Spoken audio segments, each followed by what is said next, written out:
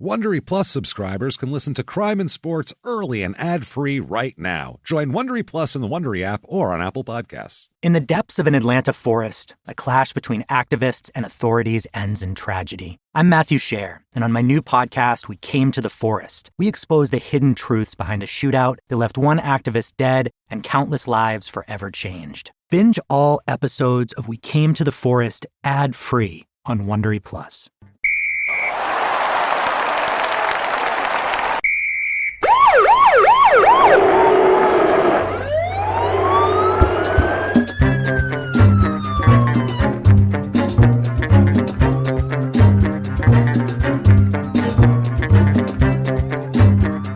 Hello, and welcome to Crime and Sports. Yay! Oh, yay indeed, Jimmy. Yay indeed. My name is James Petrogallo. I'm here with my co-host. I am Jimmy Westman. Thank you, folks, so much for joining us. We're pumped. We're excited today. Today we have an episode. The last week we had a pretty gruesome, we had a murder and the whole deal. There's a lot. Today we have an episode where we rarely get episodes where we go, it's not too big of an asshole. Yeah. Where we go, kind of like this guy, or kind of like this girl, or, a Mandy Maloon type. Even all the way to the end. Even all the way to the end, a Mandy Maloon type, where we're like, a couple of blips, but, you're kind of a likable person. Delete a couple roundhouses and she's amazing. That's what I mean. A couple of bad photos and everything else, and her life is fine. Right. But this guy here, we're going to have fun with, and we actually, I know you know who he is for a fact because you've spent time in a confined room with him. Oh, as a matter of fact, how many professional athletes have you spent time in a confined space with? Very few. In the last year, as a matter of fact. Oh, Jesus! Spent time in a confined space. What? Are you narrowing it down? No. Okay, we'll talk about. I'll let him think about it. If you think about it, we'll talk about it when we're done here. But I got to thank everyone. Do some house cleaning here. Have to thank everyone for your iTunes/Apple Podcasts, purple icon reviews, whatever the hell you want to call it. Thank you for those. They help drive you up the charts. Yeah. So we really do appreciate those. It's iTunes and their funky algorithm. It has nothing to do with us or wherever you can review. I don't know, wherever your podcast app that you listen on, rate and review on there. It helps us out. Give us 5 stars. Just say you're following instructions, following directions. It really does not matter. It's not for our ego. It's for business purposes. Right. You can go over to shutupandgivememurder.com for all of your crime and sports needs, all your information, all of your merchandise, t-shirts, leggings are up. All this good stuff is on shutupandgivememurder.com. Also from shutupandgivememurder.com, you can do things like be a wonderful producer of ours, one of our best friends in the world, who we're going to talk about at the end of the show, like always. And you can do that very easily. There's links from the website to patreon.com/crimeinsports, or you can go to PayPal, use our email address, which is crimeinsports@gmail.com. And yes, you can do all that. Thank you guys so much for everything you do for the show, because it really means the world to us. And as you guys go like the extra mile when things are happening in our lives and we talk to you guys about, even like my birthday, for instance. You guys go just dropping a couple extra bucks here and there, and it is so flattering. You send cards saying that's so nice. You're saying happy birthday. That's so cool. The amount of things I have to open after this show today is crazy. It's so cool. But thank you guys for everything that you do for us. And we're going to give you a funny episode this week in return. And also, too, thank you everyone who came out to West Palm Beach for the Small Town Murder live show last week, because, man, was that a great show. Florida does not let us down in terms of craziness, because the crowd was awesome and crazy in the best way possible. My favorite part was hugging the lady at the end of the show, and she told me to be gentle because she had a piece. This was an older woman, and she was cool as shit. The sweetest woman I've ever met. An older woman packing a piece in the front row of our show. Which at first made me a little scared, and then I went, no, I think she's on our side, though. I feel safe now. If anybody comes after us, she's going to pump a few into their backside, so I think we're okay here. You stay away from my Jimmy! Yeah, she would have been very upset with them, so thank you to everyone, though. We had a good time. Even got a couple people engaged at the show at the very end of the show. We did that. We did that. We had a full night. It was really wild, honestly. Good for them. Congratulations. What a great time, but never mind all of that. Let's get down to business here. Okay, I've with been an athlete thinking that you know personally. You've had extended conversation with the man. Absolutely. Is it Jerry Hairston Jr.? It is not Jerry Hairston Jr. It happened in the last year. It is Lyndon Byers, LB, Jesus, the hockey LB. player. Now, LB was really nice to you on the amazing. air, and that's the thing we're going to say about LB is he's not an asshole. We'll say that. He's done some idiot things, but he's not an asshole. He's not. Lately we've had a lot of we've had molesters and we've had murderers and we've had a lot of wife beating and stuff like that. So we're like, okay, let's take a step back. Let's have some fun with a hockey enforcer who just kind of led a bit of a crazy life, had some scrapes with the law, and he's just kind of a fun guy. All so right. we'll talk about this here. I'm so excited to find out about him because when he told me his name, I was like, oh yeah, that's interesting. You should play football or something. He was like, actually, I played hockey. I was like in the NHL? Yeah, like for a long time. And then I told you, I met a guy that played in the NHL today. His initials are like LB or something. And then I know exactly who that is. Yeah, I know who that is. I have the background. I got you covered here. As a matter of fact, future episode. That was about 3 months ago. Yeah. So, sweetest man I've ever met. He had such a heart. Spoiler alert, he does a radio show in Boston right now, and they were gracious enough to have us on this radio show to have Jimmy on because I was a little early in the morning for me. Let's be realistic here. Had us on the radio show. We were in Boston for the live show, and it was like, what time was it? Oh, Jesus. I landed at 7 a.m. It was 7:45. Right, I drove from the airport to the radio station. I got in the night before. There was no way I'm setting my alarm for radio because radio sells no tickets. Right. Let's be, and this is a fact. I opened for Al Madrigal once, who's a very good comedian, and in the beginning of a show, he does this every single time. He said every single time for the last 10 years, he asks, did anybody here buy tickets that didn't know about the show, didn't know who I am, but bought tickets to come here because they heard me on the radio this morning, thought I was funny, and said I need to go see that comedian. He said in 10 years, not one person's ever clapped. Not one fucking person. Hysterical. So to go on a radio show is completely worthless to sell tickets. And we sold, I think, no tickets from going on the radio. I think the number at the Wilbur was exactly the same. Yeah, it's not. When I went but that's into not their fault. No, it's not their fault. It's not their fault. It's just that's just the nature of shows. But we may have they were nice enough to have us on there, which is good. We may have gotten more downloads because of it. Knows? We don't know. And we're just appreciative that anyone will have us on because we're whores and we'll take it. So thank you. My favorite part was just that somebody had called in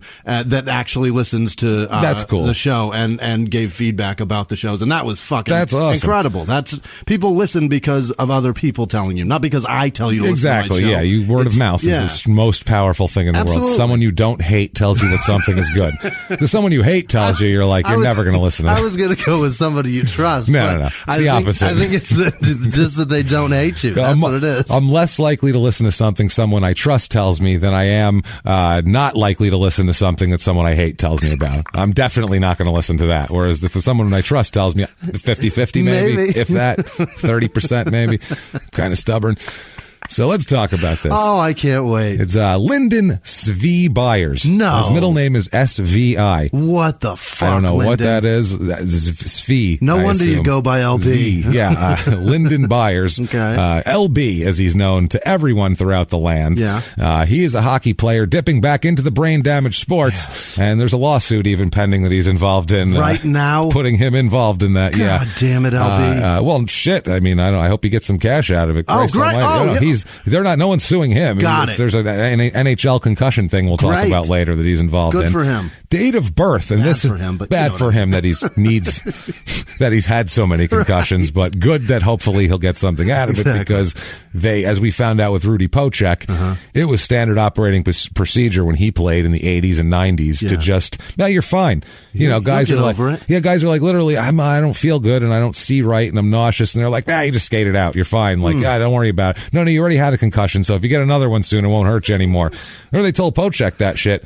Is that what they told him? They were telling him, you need to get out there and get a second one to fix the first one. The Pocek thing, he was literally like, as a hockey player with a brain injury, was saying like, I don't think I'm right to play. I don't think I should be playing. And the doctors were like, no, you're great. Your brain's fine. And he was like, okay. And then he went out there. And then as we found out, he'd be driving around not knowing where he was and claiming he wasn't driving while he's sitting in the driver's seat, pulled over by a policeman with the car in drive and the keys in the fucking ignition and his foot on the brake, going, I'm not driving. Yeah. And meaning it. Yeah. Not being a liar. Right. In his mind, he's not driving. He didn't remember from 3 seconds ago. Date of birth for LB. This is awesome. February 29th, 1964. We got a leap year, boy. A goddamn leap year. kid. So he's 10 years old, approximately, 11 years old right now. So that's good. What year was he born? 64. Wow. February 29th, 64. He doesn't look too bad, I guess, for that age. We'll find out why, too, because there's a reason for that also. He's from Nipawin, Saskatchewan. Yeah. Which is That rings a bell because he told me that. I go, where are you from? And he goes, Nipawin. It's Nipawin. Because when he said it, I go, Nipawin? Nipawin, Saskatchewan. Nipawin. Nipawin. Yeah. Nipawin, Saskatchewan, Canada, obviously. It's that cold there?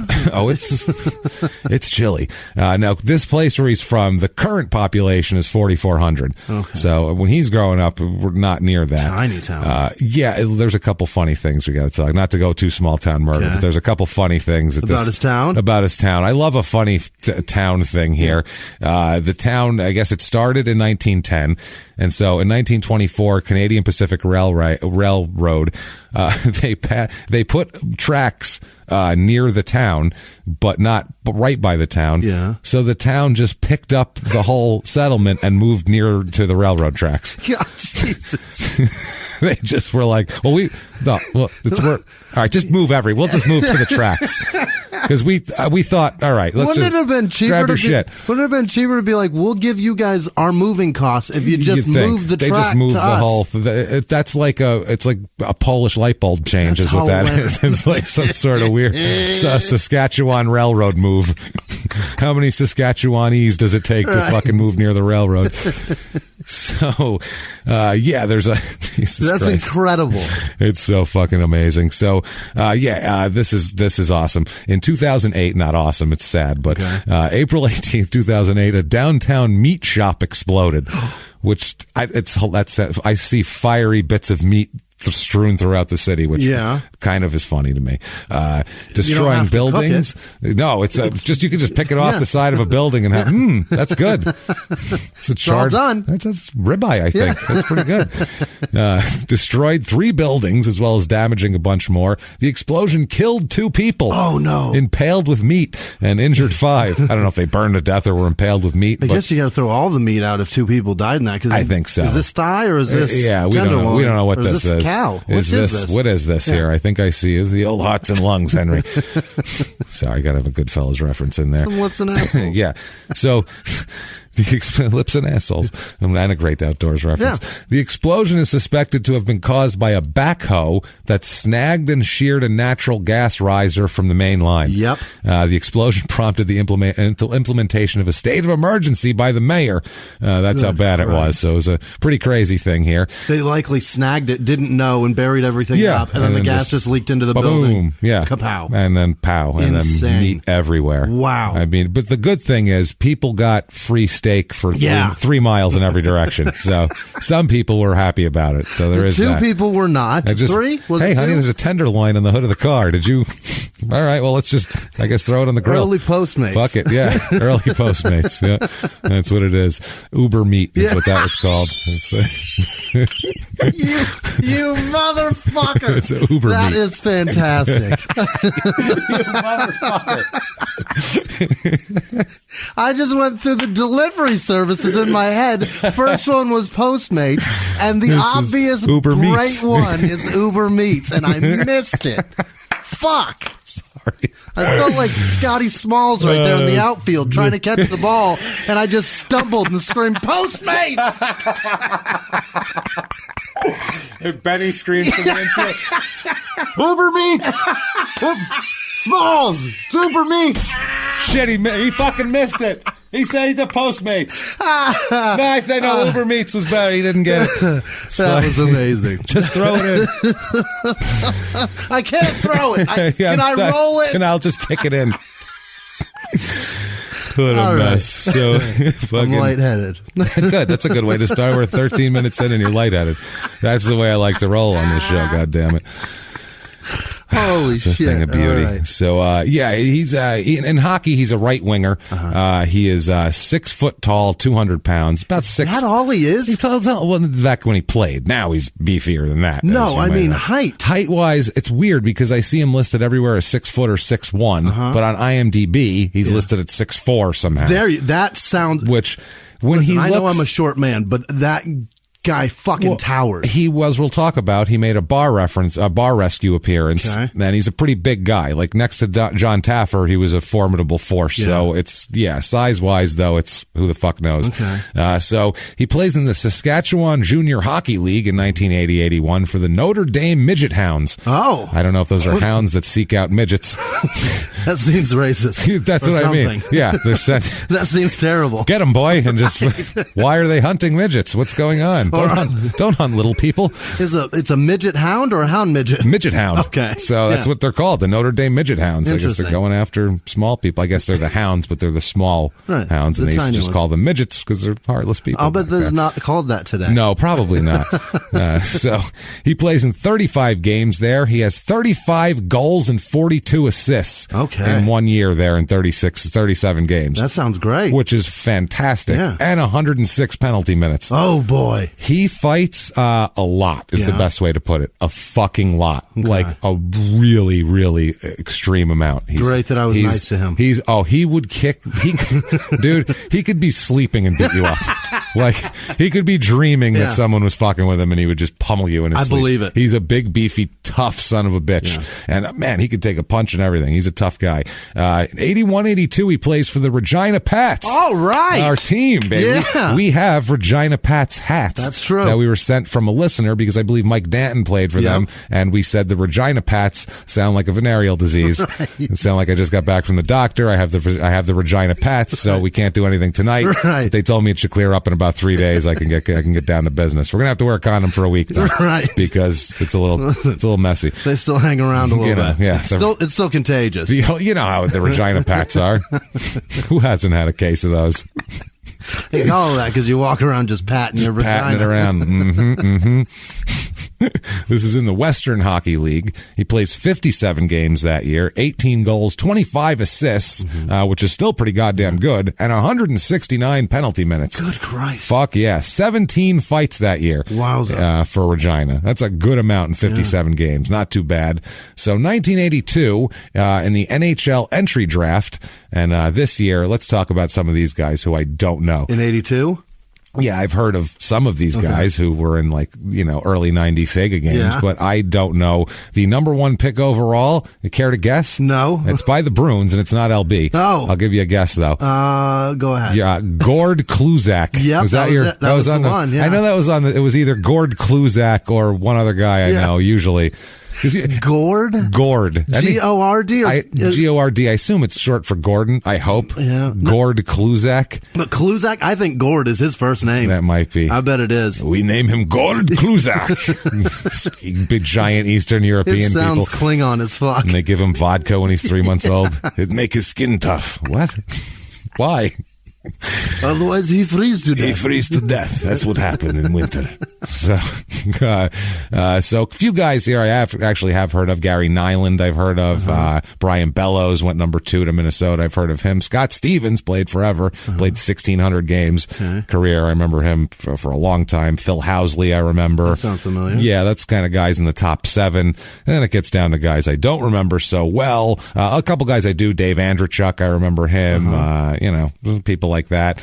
Second round, though, number 39 overall by the Boston Bruins. They pick Lyndon. They pick LB. So second round. Their second pick. Their second pick. I think it's their second pick unless they traded from another team or whatever. But it's their first pick in the second round. It's actually, no, they had a second round first. It's their third pick. They had the first pick in the second round, first pick in the first round. Oh, you said 38 or 39? No, pick 39. Okay. Is Lyndon. He goes there out of old Regina there. Around him, I don't know, some other guys. Ray Ferraro went in the 5th round, who played forever, and Doug Gilmore went in the 7th round. Don't know that one. Played forever also, another guy who played a long time. Those are the only names I recognize. Yeah, this is, I mean, otherwise it's just, you said it already. It's just Sega names. That's what I mean. From playing the what's his goddamn name? Wayne Gretzky hockey. I just it was Sega NHL 93 was my jam. It was played it later. There was a Wayne Gretzky game too, right? I believe on Sega. Oh yeah, he had one too. Oh, you know what? 93 I did play. Was the last one where you punch them and then they would bleed. Right, and that was fun. And it was like NHL Live 93, right? Something. It was very NHL hockey. Whoever 93. made the NBA Live 95, it was the same designer because it looked exactly the same. It was EA Sports. Yeah. Oh, okay. That's why. That's why. I remember that game. Always good shit, EA. So we're not hockey experts. That's the thing. We can talk baseball, football, basketball. I know some boxing. I'll get a bunch wrong. Don't know shit about MMA or auto racing or anything like that. But hockey, know a little drop, but not like it's not cricket. Right. Like I know how it goes, and I've heard of some of the guys, and I know shit like that. But we don't. It's not. We're not hockey. Experts. I really find our ignorance charming. Yeah, I like the pace of hockey, and it's a fun thing to watch. But fantastic now live. Now it's much more fun with the rules that they deleted that I didn't understand in the first place. But nobody fights anymore. It's like baseball. They've eliminated this fucking baseball with the instant replay eliminating manager arguments like we talked about. It's kind of like they've intentionally tried to up scoring and lower fighting. Right. Which is that's not why people go. That's not. Well, yeah, hockey is they're trying to get a new audience for hockey, and hockey is one of those things where I feel like it's your family. Either your family watched it growing up and you watched it with them, or you don't like hockey. Yeah. That's it. You have to be indoctrinated early into hockey. Something's got to be ingrained in you that you love it. Yeah, and then you'll be into it because it is a great sport. It's cool. Yeah, I've seen it live a handful of times, and it's some of the most fun I've ever had. It's great. So 82-83 plays for the Regina Pats again while he's under the he's owned by the Bruins. He was 17 when he got drafted, which is Christ, that's cool. Which is cool as shit, as we know, as we complained about the NCAA. Yeah. Not possible there. Now, not possible like in the NFL with the Maurice Claret episode here. He plays in 70 games that year, has 32 goals, 38 assists, which is 70 points in 70 games. That's incredible. That's great. 153 penalty minutes. Man. I don't know how he has time for all of these goals and assists in between fights. Right. I mean, he's got a hectic schedule. Yeah. It's really busy. Seems like when he scores a goal, he gets really pissed off. And then he goes and fucking pummels a man. Yeah. How dare you let me score on you, bastard, you son of a bitch. Fucking pussy.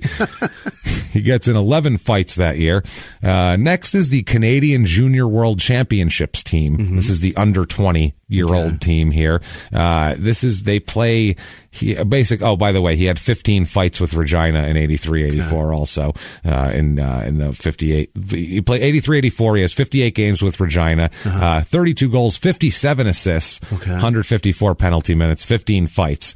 And then also that year he plays for the Canadian Junior World Championship team. What a humbling name that league is. Yeah, it's under 20. Junior? You got to be called. You're a professional hockey player. Yeah, well, it's the under 20. It's the World Championship. So it's like off your Olympic shit basically. Like they do, they do the Goodwill games for basketball and shit like that. I feel like still sounds shitty. Yeah, in this tournament here, the Soviet Union wins the tournament, followed by Finland, Czechoslovakia, Canada number 4 out of the medal just barely, and then Sweden, the U.S., West Germany. This is when the Germanys were still separate. Yep. And Switzerland number 8. Okay. So the next year they were relegated to the B pool. Okay. So teams of places where it's not as cold, I assume.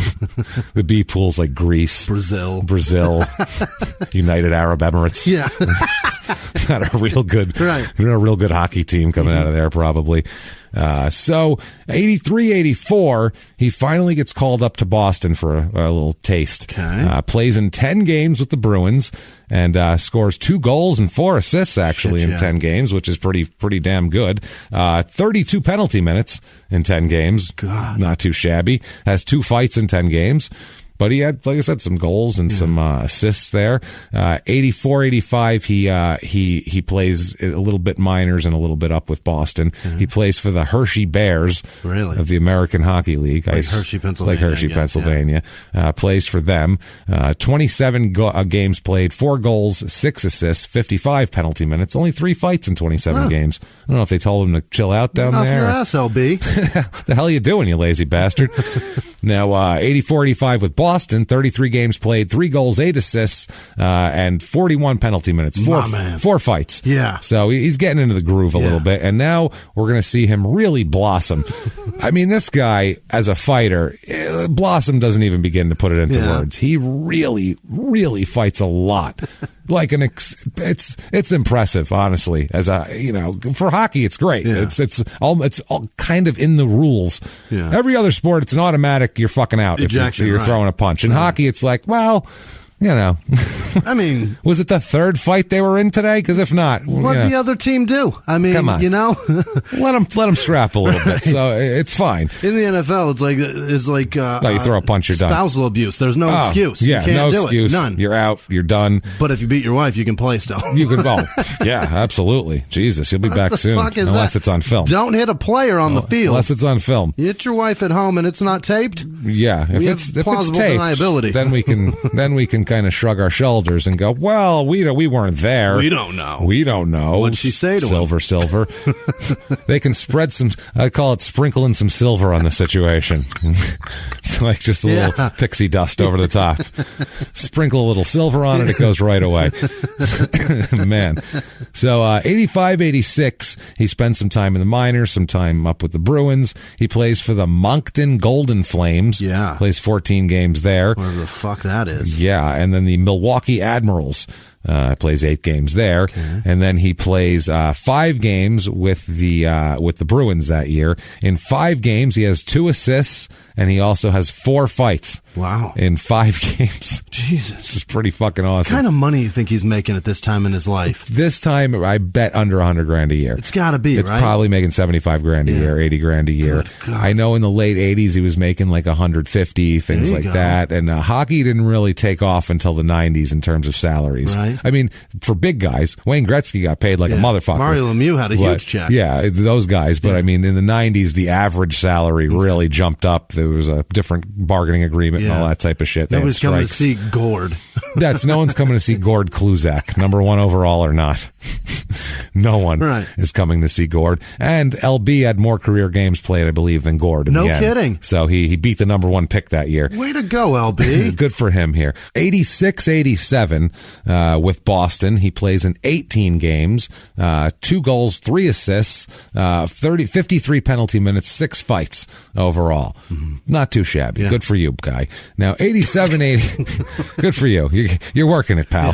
Yeah. 87-88 Boston. Boston gets pretty goddamn good at this point, too. Mm-hmm. So he's going now with a team that's going deep into the playoffs, which makes him kind of if you're an enforcer on a good team, you will be beloved by that city forever. As we see, this guy, we'll find out, still has a job in Boston. So, and in the public forum, that tells you right there. It really, that's the most, unless you're scoring an immense amount of goals, enforcer's the beloved position. And genetically, by a tough city. Built for this. Oh, his head is a fucking cinder block. We cannot express to you the bulkiness of his head. Yeah. Like I said, on the bar rescue, his head's twice the size of all the other normal humans there. And Taffer has a huge head. Right. He's like a big fucking Easter Island statue anyway. Yeah. And LB's head is wider than his. He's a big dude. He's a big, he's a big guy. 87-88 Boston. They go 44-30-6 that year, but they go deep into the playoffs. They beat Buffalo in the first round. They beat Sabres.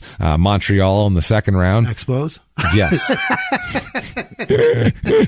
Absolutely. Gary Carter was playing goalie for them back in that time. Are they the Canadians? They're the Canadians, yes. And then 4-3, in 7 games, they beat New Jersey in the conference finals and go all the way to the Stanley Cup finals. Right. In 87-88. He played in the finals. Played in the finals and lost, got swept by Edmonton. That is the, I believe, Gretzky-Messier teams that were fucking dominant. Yeah. You know, I mean, that was before he went to L.A. Goddamn team. Yeah, that's just, they're a good fuck. They were a really good team. And it's so weird that Edmonton, of all cities, which is barely a town, has, sorry Edmonton, but I know people from Edmonton. I've met them, and they're all like, not a lot going on in Edmonton. It's pretty bleak there, but they end up with all of these great players, and they do well. That year LB plays in 53 games. All right, so he's really in the mix. 10 goals, 14 assists, and 236 penalty minutes. Holy shit! 32 fights. 32 fights. He spent over 3 hours sitting in a penalty box. Hanging out in there for the whole season. Wow. So I don't know if they dock you pay for that. I doubt it. No, because it's in there for a goddamn reason. He's helping the team. 32 fights. That is absolutely fucking amazing. That's awesome. They're good fights. Huh? Oh, they're good fights. Yeah. He's got a good uppercut. Yeah, he's got a nice uppercut to him, that. and he'll start throwing down at the drop of a hat. It's over. He's going to start fucking wailing on somebody, and he's a fun guy to watch fight too. He's not a boring fight. He's a good fight. Good. He's like a Probert. Yeah, like he's a slugger, a good Probert kind of fighter. Yeah, this year he fights Craig Berube, guys. I recognize their names here a little bit. I like. Goddamn, he fights January 11th, January 13th, January 14th, and then he fights 2 different guys on the 14th. Wow. Never mind fighting the same, because a lot of times you'll see the same guys fight, because they'll fight a little in the beginning, and then later on they'll get together and they continue it. And, in these fights, this might be more dangerous of a fight than in boxing, because they are throwing haymakers. Well, it's bare-fisted. As hard as they can. Once the helmet's off, right. It's anytime bare-fisted, it's dangerous. And then also, the other part that's dangerous is if you actually go down, there's also ice to hit your fucking head on, which is solid as a rock. And you're unconscious? And you're on ice skates. Right. So most people would advise, hey, don't get hit in the head while on a slippery surface on fucking razor blades on your feet. That'd probably be dangerous, because then you might fall hit it again. So he fought in 5 days, 6 different fights? 6 different fights, all different guys. I mean, we're talking 11th, 13th, 14th, and 2 fights on the 14th. Oh, then the 20th, he fights 2 different guys again. The 21st, fighting again. The 23rd, back to Craig Berube again that he fought the month before. So he's just fighting. I mean, that's goddamn near every game he's getting in a fight in, and he's winning a lot of these fights. That's awesome. Based on my personal judgment, and also different websites' judgments. He's winning a lot of these goddamn, not losing a whole bunch of them, put it that way. He's doing pretty well here. Goddamn, February 12th, February 17th, he fights 2 different guys again on the 17th. March 5th, March 6th, fight, 22nd, 24th, fight, April 6th, he fights the same, Clark Gillies, he fought twice that day. 2 in 1 day. 2 in 1 day with the same guy, which is common. April 18th, April 22nd, May 6th, May 8th. Just a shitload of fights. And they're surprised that these people have issues later. Oh, yeah. Shocked by it. Not only surprised, they're going to legally fight the fact that they have issues. There's no way they have them. We encourage men to punch each other bare-fisted in the head and possibly fall down on a solid surface. Every 3 days. Who's got brain damage? That's weird. I mean, you don't have to say that you're horrible people for having it done. It's hockey, and these guys, everybody wants to do it, but you could admit that that's probably contributing, and maybe compensate and help out, and for the damage that you've caused. It's more about the fact that medically they knew more than they were telling guys, and they weren't telling guys how dangerous it was to have multiple concussions. And if you're some 24-year-old Canadian kid who's got a job to play hockey, and you're brought up your whole life to be tough and all that, and they tell you, hey, your head's fine, you're gonna go out there and fucking play. What do you know? And very much like the NFL, where we like watching the sheer brutality of it. Why did I say that like a fucking Brit? Brutality. You really said that like Niles Crane or something. You're not even a Brit, like a pretentious American. The sheer brutality of it is why we watch. It's amazing to watch men do this and really just fucking fight it out. Go out each other, generally fight it out. Well, it's the I way. want to see that. It's the fact that they push a little, then they stop and they square up. Yeah, and it's an old fashioned put up your dukes. Yeah. We're stepping outside. Fucking beautiful. And that's the thing that hockey has more than football. Even is a culture. Of tough. It's got a culture of tough. Right. In hockey, if you get a big gash in your head, you go back in, you get it sewn the fuck up, and you get the fuck back on the ice. Right. Period. There's no, I'm out of the game now. Right. As soon as that shit stops bleeding on all over the place, you're out on the ice again. Right. It's the old ESPN Sports Center thing, but he's a hockey player. He would return. Right. You know, they always say that because they show a guy with a horrible injury, but there he is in the third period skating around with 4 less teeth than he used to have. Right. And that's fine with these guys. I'm sure that footage of Chris Berman saying that shit every week is deleted. Yeah, no shit. No shit. Good old Disney. A few miles from the glass spires of Midtown Atlanta lies the South River Forest. In 2021 and 2022, the woods became a home to activists from all over the country who gathered to stop the nearby construction of a massive new police training facility, nicknamed Cop City. At approximately 9 o'clock this morning, as law enforcement was moving through various sectors of the property, an individual, without warning, shot a Georgia State Patrol trooper. This is We Came to the Forest, a story about resistance. The abolitionist mission isn't done until every prison is empty and shut down. Love and fellowship. It was probably the happiest I've ever been in my life. And the lengths we'll go to protect the things we hold closest to our hearts. Follow We Came to the Forest on the Wondery app or wherever you get your podcasts. You can binge all episodes of We Came to the Forest early and ad-free right now by joining Wondery Plus.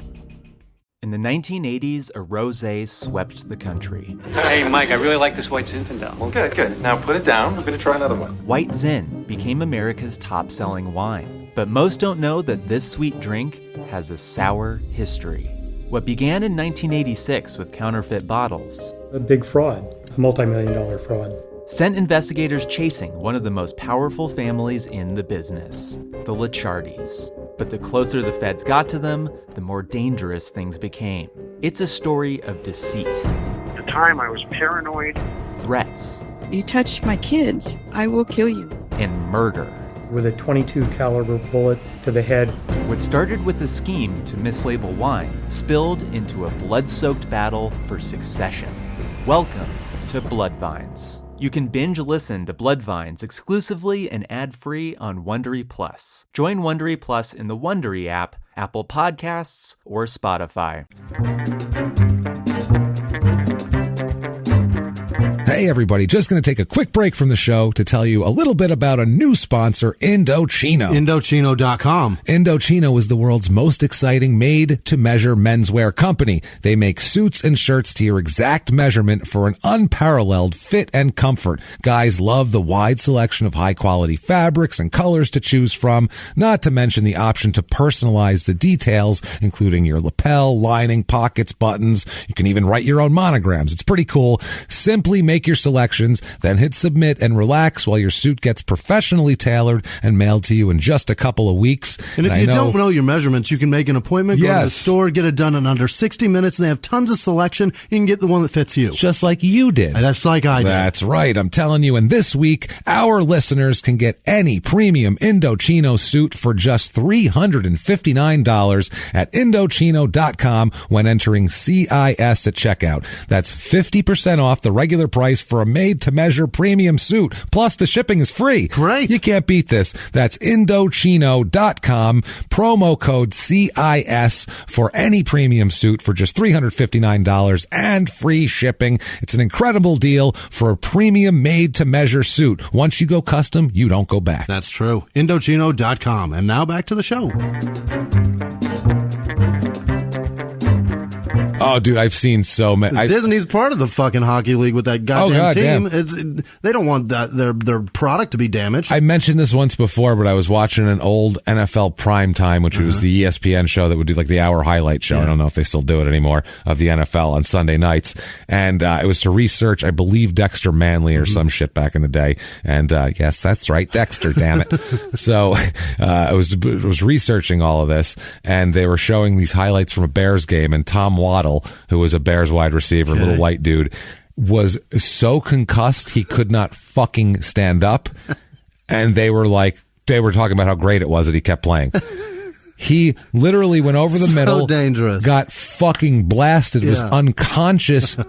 I'm talking when the guys are out cold on the field and they're standing over him, like waving air at him. Cold. He came off for one play. And back in. They gave him smelling salts on the side. He didn't know where the fuck he was. When he came back in, guys were literally directing him to where he's supposed to stand. Wow. Didn't know what he was doing. And then What's the play? Don't worry about it, Tommy. And he caught a touchdown pass on the next play because they wanted him in the end zone. He caught a touchdown pass and just laid on the football. Like he looked like he was like, I don't know where I am, but I caught this football. Is where I'm supposed to be. And then they were like, what a great, that's just good football right there. And it's like, holy shit, if that happened now, like that guy, you just showed why that guy drools when he smiles now.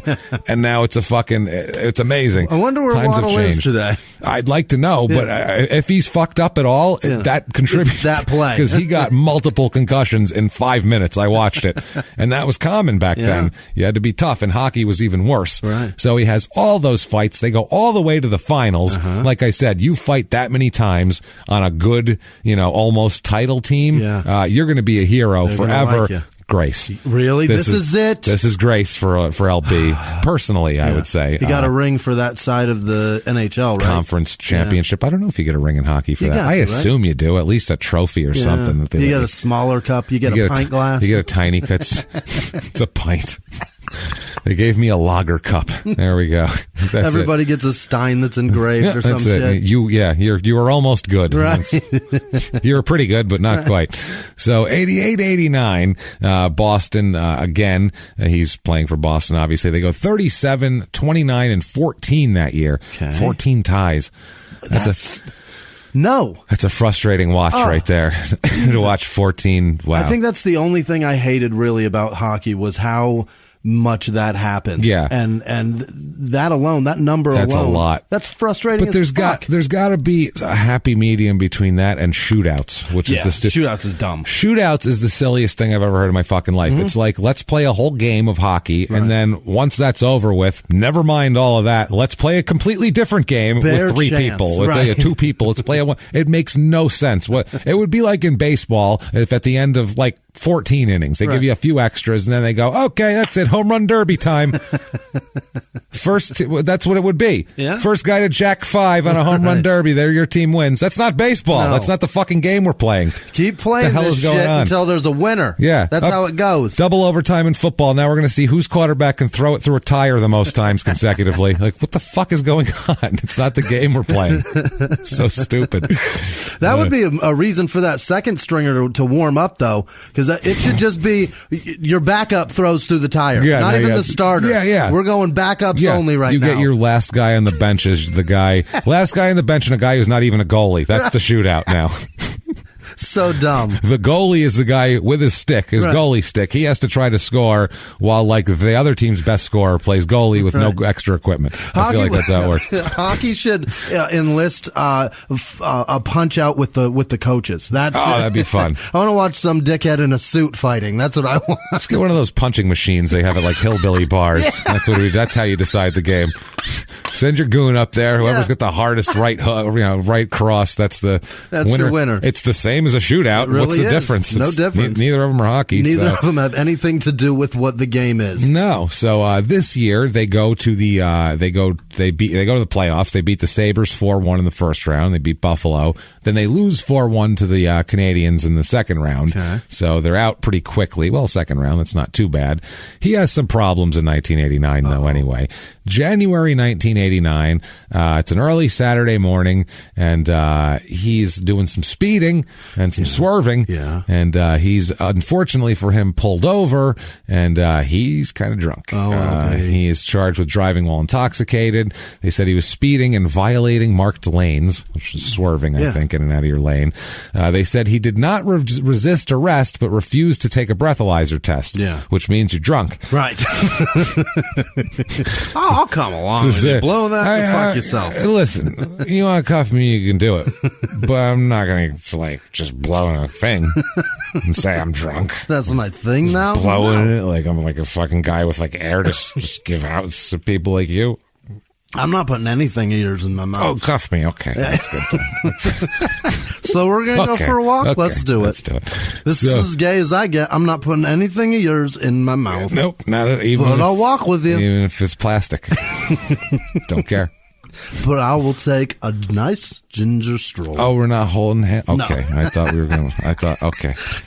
Will you at least hold the cuffs? He said no mouth stuff, but he never said he wouldn't hold hands. So, refused to take a breathalyzer test. Now, the GM of the team of the Bruins said that an attorney representing Lyndon here, LB, appeared in court, and this was kind of the hands-off period for in 1989 in the NHL. They didn't come down on players. It was kind of a loose thing where they'd be like, "Well, we'll see how it plays out in the courts, and that's not really any of our business." Okay, if someone gets in trouble for extracurricular stuff, it's completely silver-haired middle-aged white man. And this GM, this Lyndon guy actually goes on to discuss why he's not that upset with LB because 2 years ago he got a DUI, and so he understands. I'd be a real hypocrite. Yeah, he says, I had a bad night once too, so I understand it, and it's not a good thing, and I don't encourage it, but obviously, it happens. It's kind of like boys will be boys, like it's one of those things, But, I mean, giving him the benefit of the doubt, this is pre-Uber. Yeah. It was a little. It wasn't. You tough still for can them take to a get cab. It's easy for them to get around. He plays for the Bruins. Yeah. Anybody could be like, anybody give the fucking enforcer a ride home? LB's drunk. Everybody Can somebody give get him home? Yeah, but I mean, guys, and this is.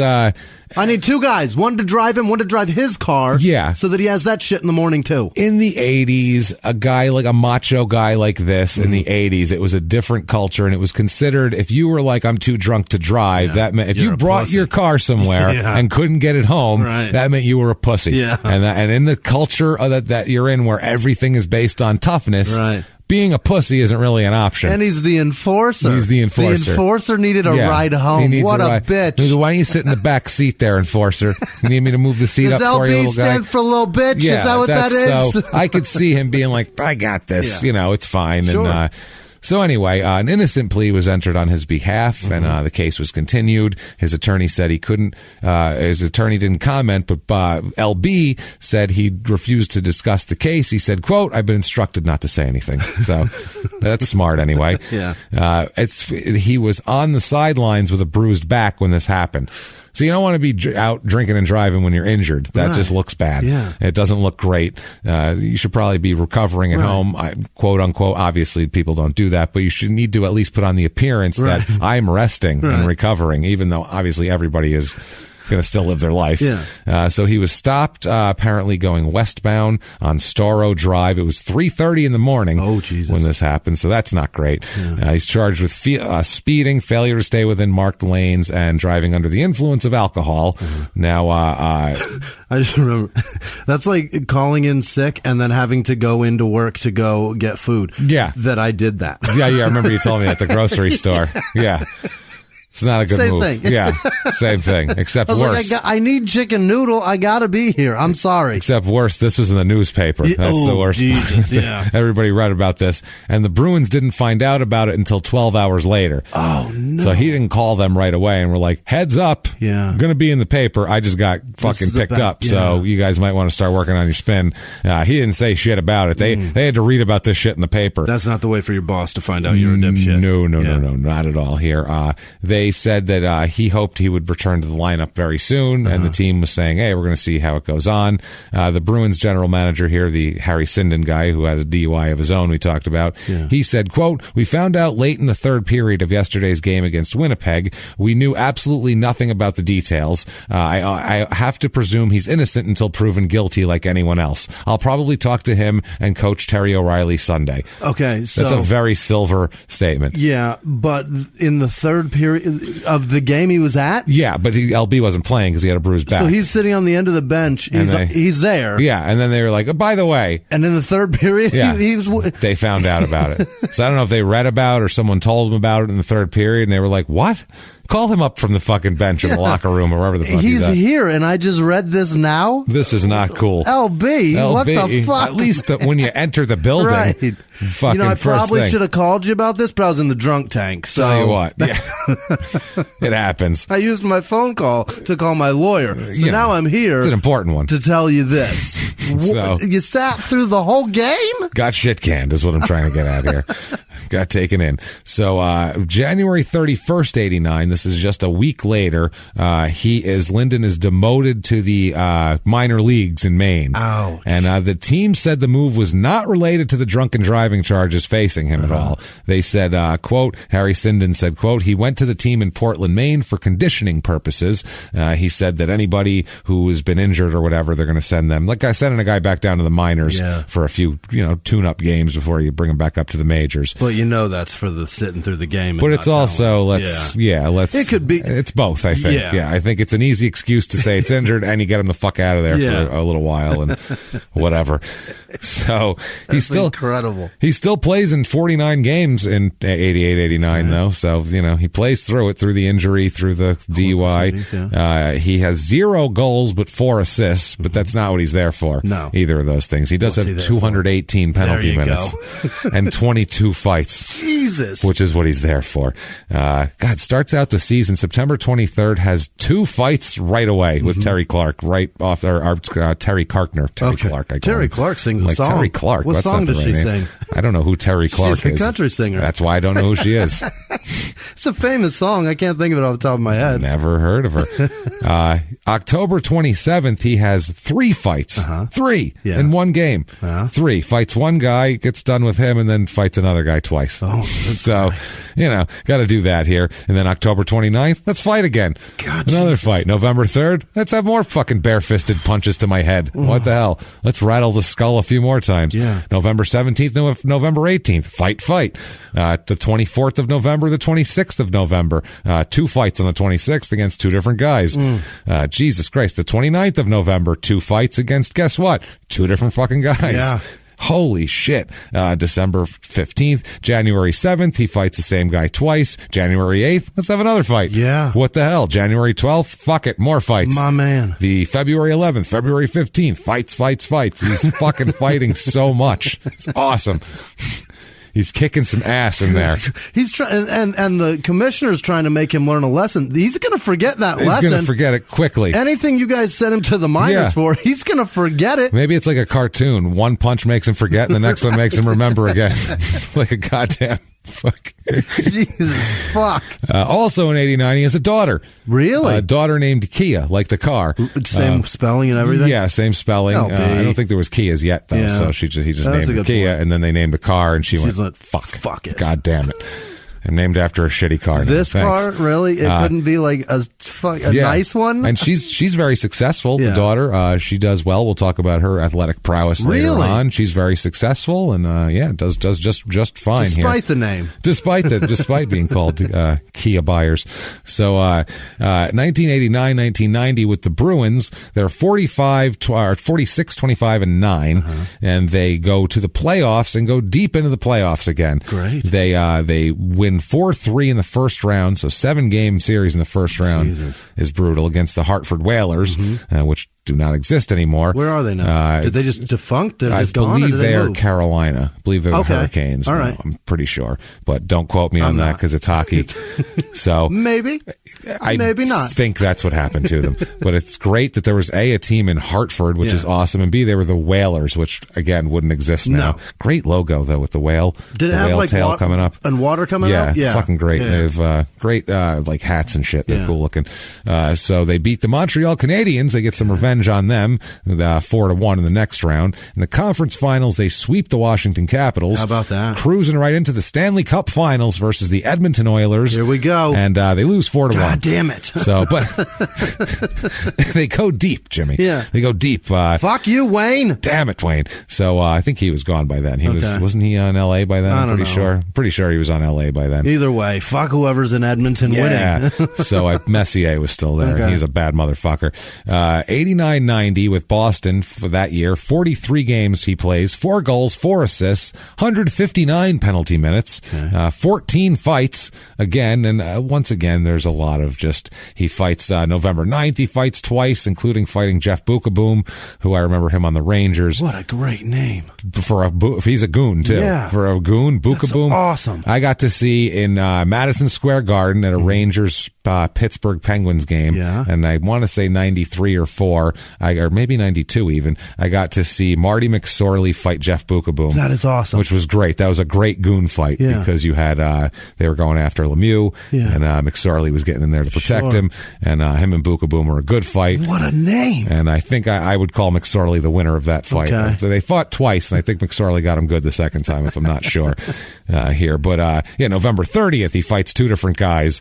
He's just March 4th. He fights fucking same guy twice. March 11th, March 24th, March 24th, March 31st. Mm-hmm. He's fucking fighting. Lots of fights. December 15th, 1990, he gets suspended for 10 games. Uh-oh. And this is a league suspension here. The coach was notified of this. They were all notified. It was a third period fight. There was a game with the Hartford Whalers, and the coach was fined 5 games, or suspended 5 games, Coach Mike Milbury, and then Byers here, LB, suspended 10 games, and this is an automatic. It's kind of like in basketball when you leave the bench, it's an automatic suspension during a fight. It's that. Players were fighting on the ice.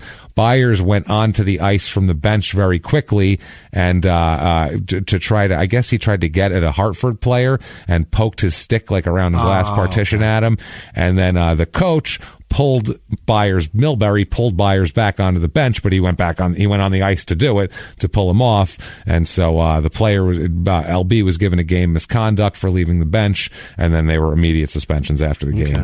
So you can't run onto the ice. You can't join in. So hockey, you can if you're already on the ice. That's fine. Yeah. Go ahead and fucking scrap it up. It's even. It's even numbers at that point. Yeah, but otherwise. That's what it is. It's that if there's a fight right by the bench and it can clear, and you got 15, how many guys are on a team?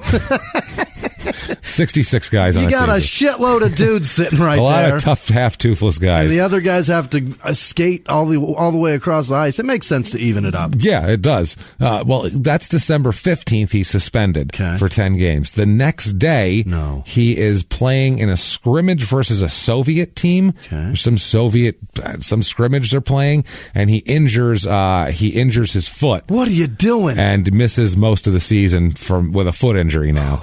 So that's not terrific here. And Boston, they went to the 90-91 here. This team, they go to the playoffs. They go all the way to the conference finals, losing to the Pittsburgh Penguins 4-2, but they beat the Whalers and the Canadians on the way there, 44-24-12 record that year. But he only plays in 19 games for the Bruins that year. 2 goals, 2 assists, 82 penalty minutes, only 10 fights. So letting his brain kind of heal a little bit here. And again, September 16th, 2 fights. September 22nd, 23rd, fight. Yeah. November 14th, fight. November 17th, 2 fights. 2 fights on December 1st. One of them with Ty Domi, too, who's a fighter from way back there. And the very last game was stick poking. Yeah, and then it was a stick poking. 1991. This is fucking funny. He's hurt. He's gone. He had been suspended and then got hurt, so he never really comes back. What a silly way to do things, too. Yeah, he never really plays in 91. He just plays in 90, really, because he's hurt for all of that time. How much do you gotta love something to get suspended from it and be like, I'm still gonna fucking do it? I'm gonna come do it the next day. I'm not gonna get paid for this, but I'm still gonna do it. The team probably told him to do it to stay sharp. Really? They don't want him sitting on his ass for 10 days. They probably told him, go fuck. No hockey player plays in any hockey game that he's not allowed, that the team didn't tell him he's allowed to play in, because because that's where it'll violate your contract. Good. So that's where I'm sitting at now. I was like, why the fuck would he do that? This was NHL players scrimmaging with a Soviet team. It was just a scrimmage, like an off day, probably a charity thing or some shit like that, I would imagine. I hope so. Exhibition, especially in 90-91. That's when the wall came down, and that's when the whole... That's when celebration. That's when it was kind of everything was thawing with the U.S. and Russia, and it was when we were friends for 5 minutes there. Yeltsin, is that his name? Yeah. Yeltsin was involved, getting schooled a little bit there.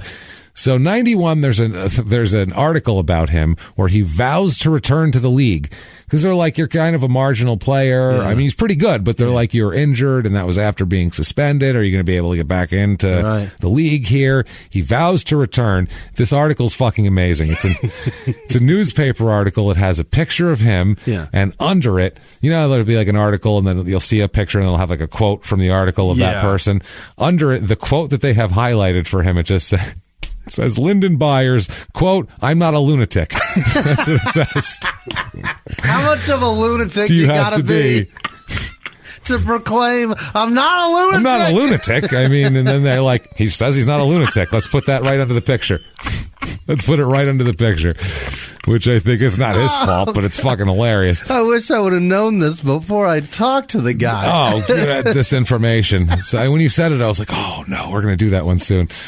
That was the other reason I couldn't go on the show. I can't go on and talk to the guy and then know I'm going to do an episode about it. I would have had to tell him that, and then that would have been bad. I would have felt like a dick to be in the presence of someone knowing I'm going to do an episode and not tell them about it. And they're doing you a favor. I would have felt like a total asshole. I feel like an asshole already because he had us, it's not his fault. He doesn't do the booking, but, whatever. He was involved in it. But, I mean, we're kind of doing him a favor, too. We're being fair as fuck is what we're being right here. We're probably being as nice to him as they were to us because the same amount of people that heard of me from their show probably are hearing about him from our show. That's true, too. Granted, they didn't talk about my arrest. That's true. They did not talk about your police record or anything else. There's very few of them. But that's the other thing, too. If we sound overly kind of, like we kind of like the guy, it's because Jimmy met him in person and was gracious to him. And so nice. Nice and had us on in a professional fashion and things like that. So it's hard to be like, this guy's a complete piece of shit when he's kind of a nice guy, but he just did some funny, stupid shit that we're going to talk about, My friend gave me a ride there, and she had a friend who loves LB. Yeah. And LB, he's a huge, she told him beloved in Boston. So he gave her an autographed picture. He was so nice to me. Everybody says he's a gracious, good guy. People like him. They talk about his answering machine in this article. It leads off with, if you call Lyndon Byers' answering machine, the message kiddingly says, quote, "You've reached the home of an alcoholic, cocaine-addicted axe murderer." I love that so that's much. What everybody thinks of him, basically, that he's a lunatic. That's brilliant. That's why he says, I'm not a lunatic. Right. So, yeah. Call my answering machine. I'll show you. I'll show you, goddammit. So he's a free agent at this point. That's why they're doing this whole thing. And he says it's just a spoof about his arrest and how all the crazy shit that he's talking about. He says, quote, "I made a mistake, but I'm a human being. I believe I'm a good person. For anyone that makes a mistake, to rectify the situation, you have to believe in yourself. I think everything will work out. I have to live with the situation. I made my bed and I'll sleep in it. I don't condone drinking and driving." Okay, so his career at this point is up in the air based on one fucking mistake. Based on one mistake. In Boston. In Boston, you got shit-faced and drove. Wow. Yeah. I mean, not making light. No, not making light. Serious, but fucking offense. I feel like also in 1989 in Boston at 3:30 in the morning, if you threw a net out, it would be like if you caught 12 cars, 11 of them are going to be like at least a .20 or above. It's going to be a serious. They're all close or worse. It's going to be bad news for everybody. But not that makes it better. But no, he is taking it on the chin, and he isn't saying like, I was fine and these fucking cops, whatever. He didn't pull any of that shit. He's owning his mistake and living up to the consequences. He said he's confident his career will get better. He said, quote, "I definitely will be playing in the NHL next year. Contrary to what some people might think, my career's not over." He says that the Bruins offered him the same contract as last season, but he asked for a raise and he hopes to get a little raise out of it. He said, quote, "I won't candy coat it. Basically, I'm a heavyweight goon type player, but I'm not a detriment when I'm on the ice. I'm not a madman, contrary to popular belief. When I have fun, but when I go to work, I go to work." So he's saying, I have hockey skills as well. I'm not a useless brawler. That's all they can do. I'm not a detriment is exactly what he said. I'm not a liability out there if the puck comes my direction. I believe him. I know what to do with it. So everything he's saying is the correct things here. 91-92, the Bruins, he does end up coming back to the Bruins. Great. They go 36-32-12 that year.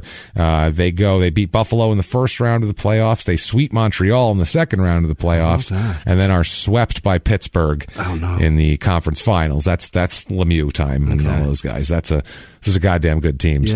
Those early Penguins I do love teams. watching that in all sports. So that when all sports, when it's a game, a sport where it has like several games in a series. Oh yeah. I love watching a team sweeping and kicking ass and then just getting mopped up. Yeah, it's gorgeous. It's the total different vibe of it's so weird how the matchup being completely different in the other team's favor. Players turn completely different against other teams. It's fun to watch that too. Gorgeous. Basketball's the same way like that. Yeah. So it's a good time there. 91-92, he plays in 31 games for the Bruins. 1 goal, 1 assist, 129 penalty minutes. There you go here. 15 fights. My goodness. 15 fights here. And good Lord, Jesus Christ, October 12th, he fights twice. He's fighting, the 17th of October. Has an injury there. Comes back February 6th, February 13th. March 8th, he fights twice. He fights Mike Peluso twice. March 14th, he fights Tony Twist twice. Let's say that a lot. That's a fun one. Tony Twist twice. Wow. April 12th, he fights the same guy twice. Yeah. He's just fighting his ass off here. Now he's a free agent at the end of the season. He had signed a 1-year deal with Boston, and that deal expires at the end of that year. And so he's looking for a team. He's not signed till November 7th of 92, which is that's like past preseason and everything. So that's season kind of started. Yeah, that's like guys seeing what the fuck is out there and being like, hey, there's an enforcer out there. Let's grab him. Or we've got an injury. We need a fucking guy. That's the other thing. He's signed by San Jose, the Sharks, who in 1992. It's a new team. So many people had that fucking hat. Yeah. That dark teal with the shark biting the hockey stick in half with the black rim, black brim hat. You know what I mean? It was the starter jacket. Oh, that too. They all had that too. That logo was fucking everywhere. That and the Hornets. Everyone went crazy for teal and offshoots of teal for some reason. We all lost our fucking minds. They're like, can you believe they're putting it on sports teams? Guess what else? Marlins came along that time. More teal. Yeah. And everyone had that goddamn shit too, I remember. If it wasn't teal, it was purple. It was purple because then the Rockies purple, and then purple with the Raptors, and purple with purple. And then the fucking Grizzlies were teal too. Yeah, they were teal. You're right. Jesus fucking Christ with the teal. Teal, the color of the 90s. Paint the 90s teal. Get a 90s day at your office or some shit like that. Make sure you're wearing teal and purple, everybody, because that is the teams. Then the Diamondbacks at the end of the decade came in, and they made their colors teal and purple. They coupled them together. Said, fuck it. What are the colors of the 90s? Teal and purple? We'll take both. And we're going to go right into the 2000s with this bullshit. We don't give a shit. No. We want you to remember, we started in the 90s. See?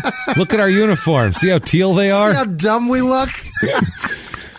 No one besides fucking retired people in South Florida have this much teal.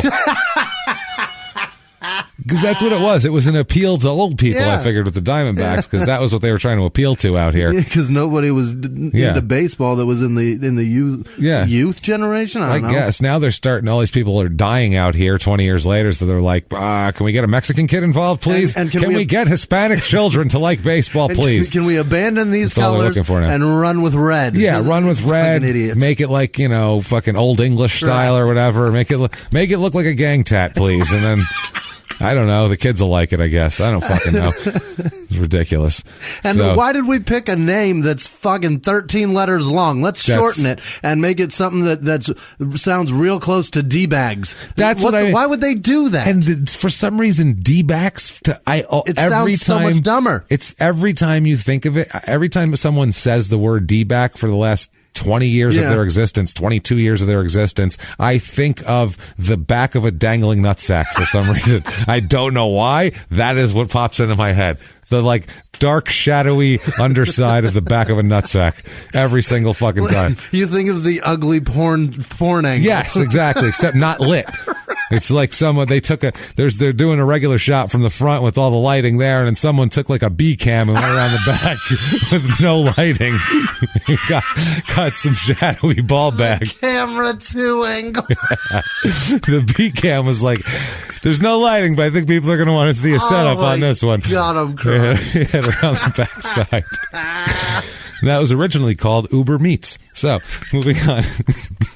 You're welcome, Diamondbacks. That's your advertisement. Take that, cocksuckers. What a dumb name. I get why they picked it, but it's still stupid. Yeah, you could have gone with basically anything else. Vipers, fucking anything. There you go. That's a cool what the name. Diamondback is. It's a viper. It's a cool pit viper. Fucking name. Something like that. Something, I don't know. There's lots of dangerous things out here. You could be the Scorpions. That's dangerous. There you go. They're very dangerous. Or the Stingers. Or the Sting. The there fucking Sting. There you go. And you got a fucking scorpion on your hat? Oh, come on. Jesus Christ. You just have a... Is that something? Is there a Sting something? Probably. I think there is. It sounds like a WNBA team, doesn't it? It totally does. It absolutely does. The Salt Lake City Sting. I will shit if there's a team called the Salt Lake City Sting.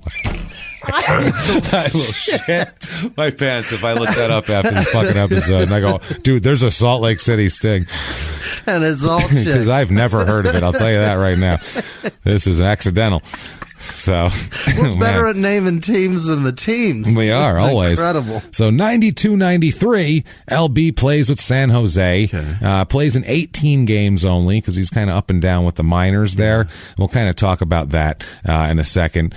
He plays 18 games, 4 goals, 1 assist, 122 penalty minutes, 6 fights, got 122 penalty minutes out of that. So he's hooking and doing all kinds of shit. He's being an irritant. Yeah, he's trying to do something, and that's sometimes when guys lose a step, they kind of do a little bit more of the penalties because they're not in the position they need to be in, and so if they cheat a little bit, and, they might hook a little, and they might pull a little, grab a skate. Yeah, I don't think you want to get your hands near those. Punch a dick. No, punch a dick. Oh yeah, grab that. Definitely dick punch them from the back. I think right in the back side of that nut, right in their D back, right in their B cam, right in the old B cam. Right in the old B cam. Oh, I love it so much. That's so good. So, Jesus. But that spot in the skate where, like, the skate attaches to the blade, those 2 posts, right between there, a hockey stick fits perfectly. Yank it, and the guy goes flying on his face. If that's not a move that they do constantly, I don't know why. It's got to be highly illegal, I would imagine. Highly illegal. It's like throwing a stick in someone's spokes as they ride there. I don't think the Tour de France allows that. That move on a pass. You could just jam a stick into a guy's spoke and he flies 30 feet over his handlebars. That would stop that old one nut, wouldn't it? That would definitely. They would have done that to him in the first lap or mile or. Doesn't matter how many steroids you're on. That ain't gonna help. Doesn't help road rash any. Facial road rash. Just help you heal faster. No, so. March 10th, 93, he's done with San Jose. Yeah. They get rid of him. They release him. He's signed by San Diego of the IHL. Okay. Which is I didn't know they had a team. They absolutely do not have a team. And over the next few years, 92, 93, he plays with several teams. He plays with the San Diego Gulls, 9 games there, and he also plays with the Kansas City Blades. Oh, poor LB. 4 guys, 4 there. 93, 94, he plays with the Las Vegas Thunder. 94, 95, he plays with the Minnesota Moose. Not even the Wild. No, not the Wild, or at that time the North Stars. Okay. Moved soon to be Dallas Stars. The Minnesota Moose of the IHL. But in the summer of 93, he is involved in a new venture before he plays and all that. Okay. It is a new roller hockey league. No. That's announced, okay? And they had money, too. The LA teams were owned by the Busses, who own the Lakers. No kidding. Yeah, Jerry fucking Buss owned both LA teams that they had. He doesn't want anybody to know that. Probably not. That's gone by the wayside here. They tried to pump it in this article, and they said, this is 1992-93. So rollerblading was popular then. It wasn't. So they say inline skating is the fastest growing sport in America, with 9.4 million participants in 1992 and 319 million in retail sales from September 91 to September 92. And then this Bill Conyard, who is the owner of the Portland Rage franchise, says, quote, "Almost every kid in the world has rollerblades now. I didn't. I had a skateboard." James quit on it before it started. This is the first league to really capitalize on an emerging sport. They have franchises in New Haven, Los Angeles, Anaheim, Oakland, San Diego, St. Louis, Orlando, Miami, Salt Lake City, possibly the Sting, Toronto, Vancouver, Calgary, and Portland. Each team plays 14 games. Good Christ. I don't know what that's all about. Why bother? Fuck. Jerry Buss owns them. They said that the teams will be stocked almost exclusively with minor league hockey players and paid on a scale of average weekly salary $583 to play in this, based on victories and losses and team and individual achievement. So there's like incentives. Team will feature coaches who are NHL players, such as Lyndon Byers. He's the face of the fucking thing. Coaching a team. Yep. He's going to be a coach of one of these roller hockey teams. This league stayed in business until 1999. 7 years of this shit? Did you shit? ever once hear about or see, or even on ESPN 8 or whatever the fuck? Never. The Ocho? The deepest fucking cable possible. No, nothing. The It's only never. time I ever saw rollerblade hockey in media ever was Wayne's World and Clerks. That's it. That's it. Yeah, that was it, man. And it's like a joke in those. Yeah, it's exact. Yeah. Back east, they like to play hockey and whatever. Street hockey's a thing. Right. So this though, it's wow. 99. They didn't have a season in 98, but then they had one in 99. Was it a strike? Well, yeah, I think it was a strike. The players wanted $700 a week, and they said, "No, that's too rich for our blood." Sorry, guys. You guys want Gatorade for free? We bill you for that bench Gatorade, guys. Sorry, it's not free. One more season, we're out of here. We're out of this shithole. So 94-95, though, he signs with Hartford, the Whalers, but he only plays in the preseason and is cut. So doesn't make it. That is, never makes it back to the NHL. Damn it. That's it for his NHL career, which, in the NHL, he played in 279 games, which he just short of Gord Kluzak. I think he had 299 games, bastard. but that's all right, though. He was a number one pick. He should have had more. So 1,081 penalty minutes. Holy shit. Not too shabby there. That's a lot of goddamn penalty minutes. That is impressive. Total hockey fights, including the minors, 193 fights. My word. 193 opportunities for another angry man to punch you in the head with his bare fist. Man fights. 118 in the NHL. Real fights. Real fucking fights. 118 guys throwing haymakers at you. That's how many goddamn fights this guy's been in. Closest quarters possible, right next to holding you. each other's jersey with one hand and fucking socking with the other. And you're like in agreement. We're just going to stand here and blast on each other. One falls until somebody falls. Yeah, wow. Until somebody gets a real good shot in. Super weird. So after all those fights, there's a few years where you don't hear much from him. He does some like charity stuff here and there because he's a Boston celebrity. He's a local Boston guy that they like a lot. He's not from there, but he's Dan Marley. He's Dan Marley. If you don't know, we live in Phoenix, and Dan Marley played for the Phoenix Suns, and then opened up restaurants with his name on them. And he was very much, which by the way, restaurants are in LB's future as well. Very much a local celebrity type, and that's kind of what LB is because he's a beloved guy. Yeah. He's a fighter. 1998, he appears in a film. He appears in a film called Monument Avenue, starring Dennis Leary. This film, it's a Boston boy. Oh yeah, but Leary gives him several roles and things here. Yeah, he's a big hockey fan, Dennis Leary. He used to do the Cam Neely Foundation comedy thing every year. He'd host it and all that kind of shit. The plot line here, synopsis is, quote, a small-time hoodlum is divided between his conscience and loyalty to his boss when his cousin is murdered. So there's that. So to kind of a B mob fucking plot here, basically. Leary taking himself seriously. Yeah, it's like an Irish mob thing. Yeah. I assume because LB plays a character named Fitzy, which is like every group of Irish guys, there's one named Fitzy. Yeah. So there you go. There's always a Fitz something. There's always a Fitzy. Fitzgerald, Fitzsimmons. And he's known as Fitzy every goddamn time.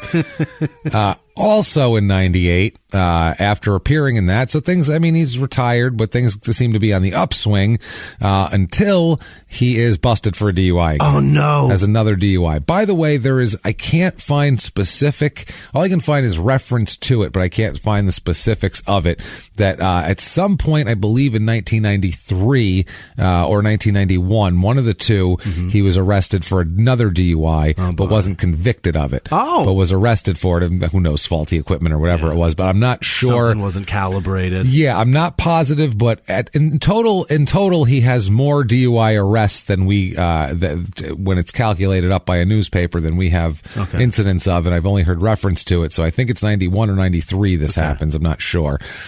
So this time, though, 1998, he's busted for a DUI. His license is suspended, taken away for years now because it's a good one. It's a good one also because they say his driving record over the past decade shows numerous other infractions, including speeding, penalties for being a habitual traffic offender. Yeah. He's a shit driver. LB does not give a fuck. LB drives the way LB wants to fucking drive. So when you get a DUI, they go, good, an excuse to yank this asshole's license away, and they take your license away. So that's kind of what ends up happening to him here. It's just another DUI. Nothing crazy. Doesn't, take a swing at a cop or anything like that. Just arrested. Doesn't crash into anybody. Nope, just arrested for DUI. Now, 2001, he appears in Shallow Hal, the Jack Black, Gwyneth Paltrow movie. Who was he? He played Punk Number 2. Oh. So a big threatening guy. I know exactly who he was. I can see it in the movie. He was making fun of Gwyneth Paltrow for being chubby. That's one of that group. Okay. Yeah. And also, at some point in there, I don't remember, in the early 90s, I forgot to mention it, in the early 90s here, or whatever it was, 90, 91, him and Cam Neely both appeared in the Extreme Wholehearted video. The what? Remember that annoying Wholehearted song? Jesus. That was awful. He was in the video? And omnipresent. He was in the video. They were like leaning against a wall somewhere. So I think those guys are from Boston, if I recall from the footage from the video. I can all see Boston horseshit. So, yeah. So he's in there. Now, 2002 comes around, and there's a chat. Now, his version of events here, and nothing really was disputed because it is there's a charity event that. Apparently, they ask him to ride. He's got a motorcycle, and they ask him to ride his motorcycle to the charity event. Okay. I don't know if that's to make an entrance or what it is to. Did they forget he doesn't have a license? Get the people excited. He unfortunately does not have a driver's license. Right. So that is not okay. No. So he gets caught speeding on his motorcycle on the way to this charity event in the summer of 2001. Or I'm sorry, on the way home from a charity event. It's a charity motorcycle ride that he participated in without a fucking driver's license. Why didn't he just say the words, somebody got a sidecar? Yeah, I don't have a driver's license. So if I could be like on a float in front of everybody, like with be a part of it. Bullhorn, I can participate. I'd love to help raise money, but you know, I probably shouldn't go in the newspaper saying, here's me driving when I don't have a driver's license. Legally, I'm not allowed to operate this. So they don't even bust him for the charity motorcycle ride. They bust him for speeding on the way home. Got it. So it's this is the problem. This is the second time he's been caught driving with a suspended license since his DUI. So this is a problem because they have in Massachusetts automatic sentences for things like this. Sure. So he's getting a little going to get hemmed up here. The license was suspended after the DUI in 98. And so, he ended up pleading guilty to the license suspension charge. And he is sentenced to, I guess we'll do a you, sir, here. You, sir, fuck off here. He's sentenced to 1 year in jail. Hard time. And ordered to serve 2 months of that sentence in the House of Corrections. So I feel like it's mainly halfway house shit, but he's going to have to actually do, and he goes to jail. 2 months. He goes to jail. Also, this 1 year sentence requires him to be regularly tested for drugs and alcohol as well. So for a little while here, he's not going to quite be the same guy as far as, you know, how he lives his lifestyle and all that sort of thing. But I mean, Jesus Christ, he got off on the suspended, he got off on the DUIs without any jail time. Should consider himself lucky. Very. And then this happens, and it's like, Jesus, what the fuck are you doing, man? And so afterwards, he has no license, and he can't be seen, like while he's waiting for sentencing. Sure. He can't be seen driving. No. So he's fucked. He literally just walks mainly places, which gets him in shape, which is nice. Yeah. It's and of course, you know, there's incidents always with him because I guess maybe, you know, people come up to a guy like him and I don't know, the tough guy LB, like is that you? LB, and then they, you know, maybe give him, hey, you're a tough guy. And I don't know. I would assume people be a little too stick in the ribs, a little too upfront, a little too friendly, and then some people would probably be like, hey, I don't want to mess with this guy. Is it fucking LB? Hey, LB, can I buy you a beer or something? You know, other than that, me, who the fuck are you? you did what? You should play football. You're a big guy. So there's one day here, he has nothing better to do, but he's sitting in the fucking park. And, of course, people recognize him. Sure. And it's annoying him after a while there. And, he's just about to leave. And he's like, I can't take this shit anymore. Just as he's about to leave, he hears some dogs barking.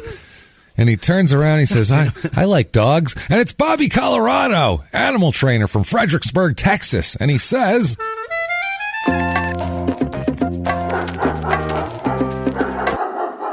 how is it you come to arrive here? What the fuck is wrong with you? What are you doing? I mean, I get it. You're a wild, crazy fucking guy. You're out there, you know, you're running around, you're drinking with who doesn't want to buy this fucking guy a beer? You know what I mean? Like, oh, it's LB, I'll buy you a beer.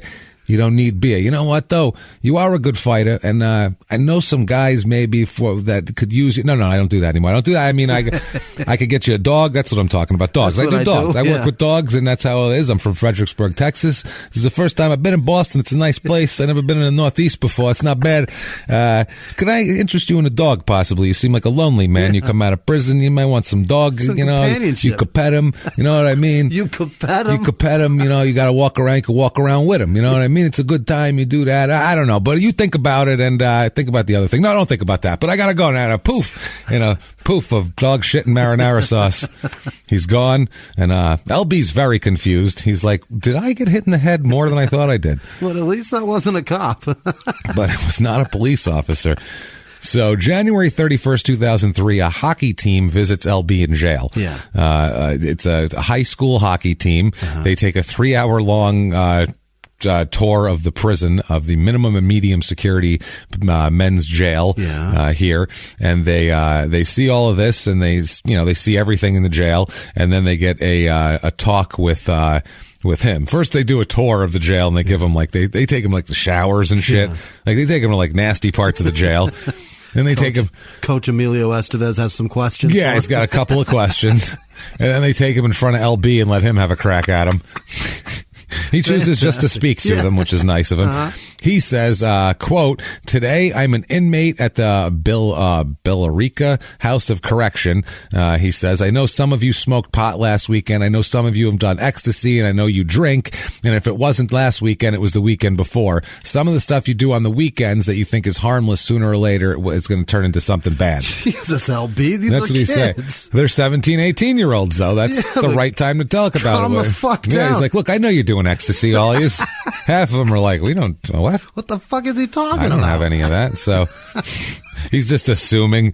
Look, I know you kids are doing coke off of. I know you like doing coke off black chicks' asses. I understand that. I do too. All right, who doesn't? There's 20s right now, but just by the math, at least 3 does coke. Yeah, off of black chicks' asses. Right. I figure because that's that was popular in the 80s. It's easier to find the coke before it was politically incorrect. Right. You know what I mean? Now it's you don't want to fetishize a black chick's ass just for cocaine purposes. It's not right.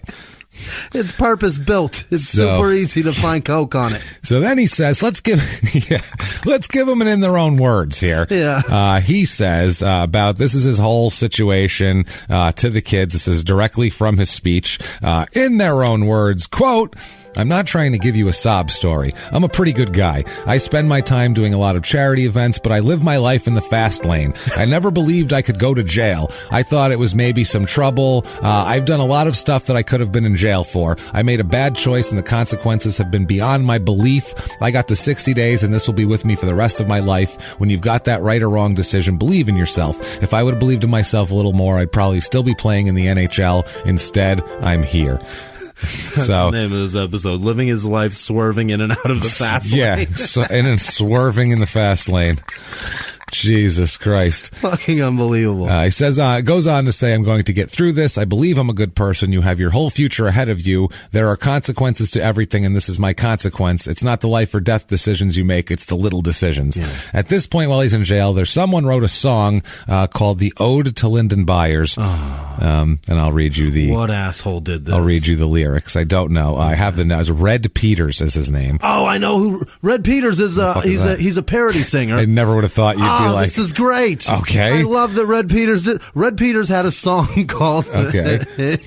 he wanted a dog, and he wanted to name the dog Stains, so that every time the dog was near, he could say, "Come, Stains." Okay. Well, that's... He's a pun parody guy, and he's fantastic. Does he have a guitar in his hand, doesn't he? Oh, he's an old man with a I'd hate him. Yeah, you would. Okay, just but checking. 12-year-old me loved it. Yeah, the child. Yeah. Today, there's no fucking way I'm playing that on repeat. This just rocks. No. He shreds. Let's go here and do let's get the lyrics. Okay. Free LB, that seems to be the chorus. Sure. If you were driving down the turnpike in winter 2003, on the back every dirty truck were the words free LB. So those who don't remember what message was about, let me tell you all about it so there won't be any doubt. Free LB, free LB. Lyndon was a leap year baby born in 1964. Nipawin, Saskatchewan was where he learned to score. He was a skater and a scrapper, and he often fought like hell. He was off to the black and gold, the Bruins in the NHL. It was Lyndon the enforcer wearing number 34. That boy made a lot of dentists rich down on that garden floor. He won himself a lot of fans, scored a goal in the Stanley Cup, then skated to the airwaves when he hung his jersey up. Free LB, free LB. It continues. Oh, boy. He hooked up with Hillman doing sports at AAF. That's my guy. Yeah. That station up in Boston that plays music that makes you deaf. When they call LB corrections, he'd tell them all to go to hell. But it was those Miss Matawan erections that put him in a spell. Okay. Gave his time to charities, couldn't find a better pal, played golf and hockey for a cause and a punkin' shallow Hal. He rode his Harley long and hard. But the truth be told, that underneath that gritty frame beats a hunka heart of gold. My Christ, oh my goodness! Red Peters loves you. He's he's just a fucking jug. He's hitting his D back and everything there. He's hitting the B cam, tickling the old B cam on that bad boy. That's the name for the show, Tickling the B Cam. So folks say he had some kind of trouble with some dude from the state police. Something about he shouldn't be driving or something, it said in his release. I guess the judge didn't like that shit. He was out to make him pay, so they hauled his ass off to county jail where he stayed for 60 days. Well, the fans, they sure did miss him.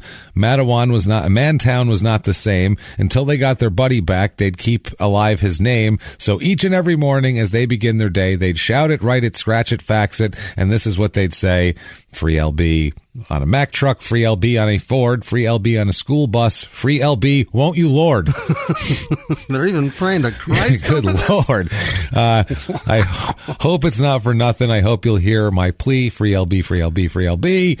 And then it goes on from there with a bunch of other free LBs. And that is sung by a chorus of people with DUIs. Oh, yes, I'm sure. While hammered. Yes. And while shithoused. We'll talk about in a second. There's some stuff that's just insane about the drinking that's later on. 2003, he also appears in Stuck on You, the movie, with Matt Damon and Greg Kinnear as Siamese twins. Ridiculous. The Farrelly Brothers movie, that was probably a low point in Matt Damon's career, I'm sure. Has to be. Pretty fucking low. This guy had all the Bourne movies, like a bunch of hits, you know, and like Good Will Hunting wrote an Oscar-winning script and all this shit, and then he's like, I'm going to pretend to be glued to Greg Kinnear here. That seems like a midpoint for Kinnear. Yeah, for Kinnear, this is great. This is grace. It's a Farrelly brother. It's grace. That's Greg Kinnear's fucking grace. It's post-Oscar. It's post all that shit. So as soon as he gets out of jail, though, he gets a job on a movie or on a. I guess it's a TV movie that's an attempt at a pilot. It's like one of those TV movies that they're trying to get a show out of. Yeah. The offer is from Michael J. Fox's production company. Holy shit. To co-star he's got a big role in this, in a sitcom pilot about a former New York Rangers player and his enforcer friend, who would be LB. What range? It's called, he's got range, this guy. He's bebopping and scatting all over the place. It's called Hench at Home. It's a TV movie. It's written by Michael J. Fox and Mitchell Hurwitz, who is the creator of Arrested Development. Wow. He's the guy who wrote all that great shit. So this is going to crush in Boston. A pro hockey, it says, this is the synopsis. A pro hockey player spends more time with his family after he's forced to retire. Lyndon has third billing on IMDb. He's not like way down the list. There's it's the man, his wife, and Lyndon. Exactly. He played Aurelia Duke is the character's name. So not Punk number 6 or, it's a real thing. It doesn't get picked up as a TV show. Bummer. The actual TV movie only has a 6 out of 10 on IMDb too. So Better than most athletes that are in movies. Yeah, that's true. But I don't think it came out very well. And most of those movies that those athletes are in don't have that kind of firepower behind it. No. In terms of writing and production. Absolutely. Yeah, totally. Now, 2004, he appears in another movie here. It's called Freedom Park. Yeah. He plays a T-ball coach. And the movie's tagline is, quote, where Little League bats hit big-time gambling. Jesus. So this is a movie apparently about, I think it's a comedy about people that are gambling heavily on Little League baseball, which is kind of a brilliant premise. Yeah. Like, I read the premise and like, if you look at the IMDb page, it looks shitty, but like, that's kind of a if that was done correctly, that could be a funny movie. Sounds like an Adam Sandler movie. Yeah, if Adam Sandler did that in 1996, that would have been fine. Huge. Like, teenage James would have fucking smoked some weed and thought it was mildly amusing. And it's then a guy that can't pay his mortgage and he goes to his kids' team and bets against the other team. Happy Gilmore with Little League gambling. Yeah. Just like, why can't you hit? Why can't you hit the curveball? That's some little kid, and the kid's like, what the fuck? Yeah. That's the movie. That's comedy, folks. So, and then he sings some dumb song, and it's huge. And the kids do great. This movie's a $275,000 budget, too, so it's a low-budget affair. Okay. I assume probably 2004, it's probably shot DV, I bet. I bet it's a DV, it's a little videotape. Okay. It's a digital way of not having to use 35, because you can't shoot a movie on 35 for $275, probably. Not very easily, anyway. Okay. That would be like the bare minimum. They'd have to do 2 takes of everything in 1 take, or one camera. Yeah, no, not even 2. Can't afford fucking film for 35 on that. Also appears in 2004 on 2 episodes of Rescue Me, the Dennis Leary fireman show. That makes sense. Which makes sense. He plays a character named Ryan in that season. Two in the same season, though, of the same character. So that's a recurring fucking character. Yeah. That's something. Also plays 7 games for the Minnesota Moose that year. Back into hockey. Back into hockey in 2004 for some reason. Has 2 fights. So just to get himself warmed up, I feel. Now, October 2004, this is interesting here. Okay. I don't even know what to say about this. October 2004, he wants to stage hockey fights in a ring. It's the dream of hockey gladiators, is what he calls it, and he's trying to put this together. I have a lot of thoughts about this. Yeah, guys who already have brain damage. But this is 2004, so this is this is at Tsongas Arena, and he wants to put it on. He says, quote, what, you thought I was going to let this opportunity slip by? He told them on the radio. He said, the details have yet to be worked out, but everyone's hopeful it will be here at the Tsongas Arena in New England, the mecca of hockey fighting. Okay. So, he says it's going to be a 2-day, 32-man event that with Byers being behind the scenes, they said it's first it was going to be that, and then they brought it down. They said, okay, it'll be a 1-day showdown with Byers and 15 other guys. So it'll be a 16-man card. They're fighting over $135,000 grand prize. No. And the winner walks away with $100,000, and then everybody else splits the rest. So Byers said, quote, why didn't it happen in Winnipeg? Because the way it was playing out with because it was originally scheduled for Winnipeg. He said, the way it was playing out with lawmakers, we would have all been arrested. But my feeling was, hey, all the more reason to have it. Well, no. Because that is fucking assault, LB. Yeah, if it's not sanctioned, it's just assault.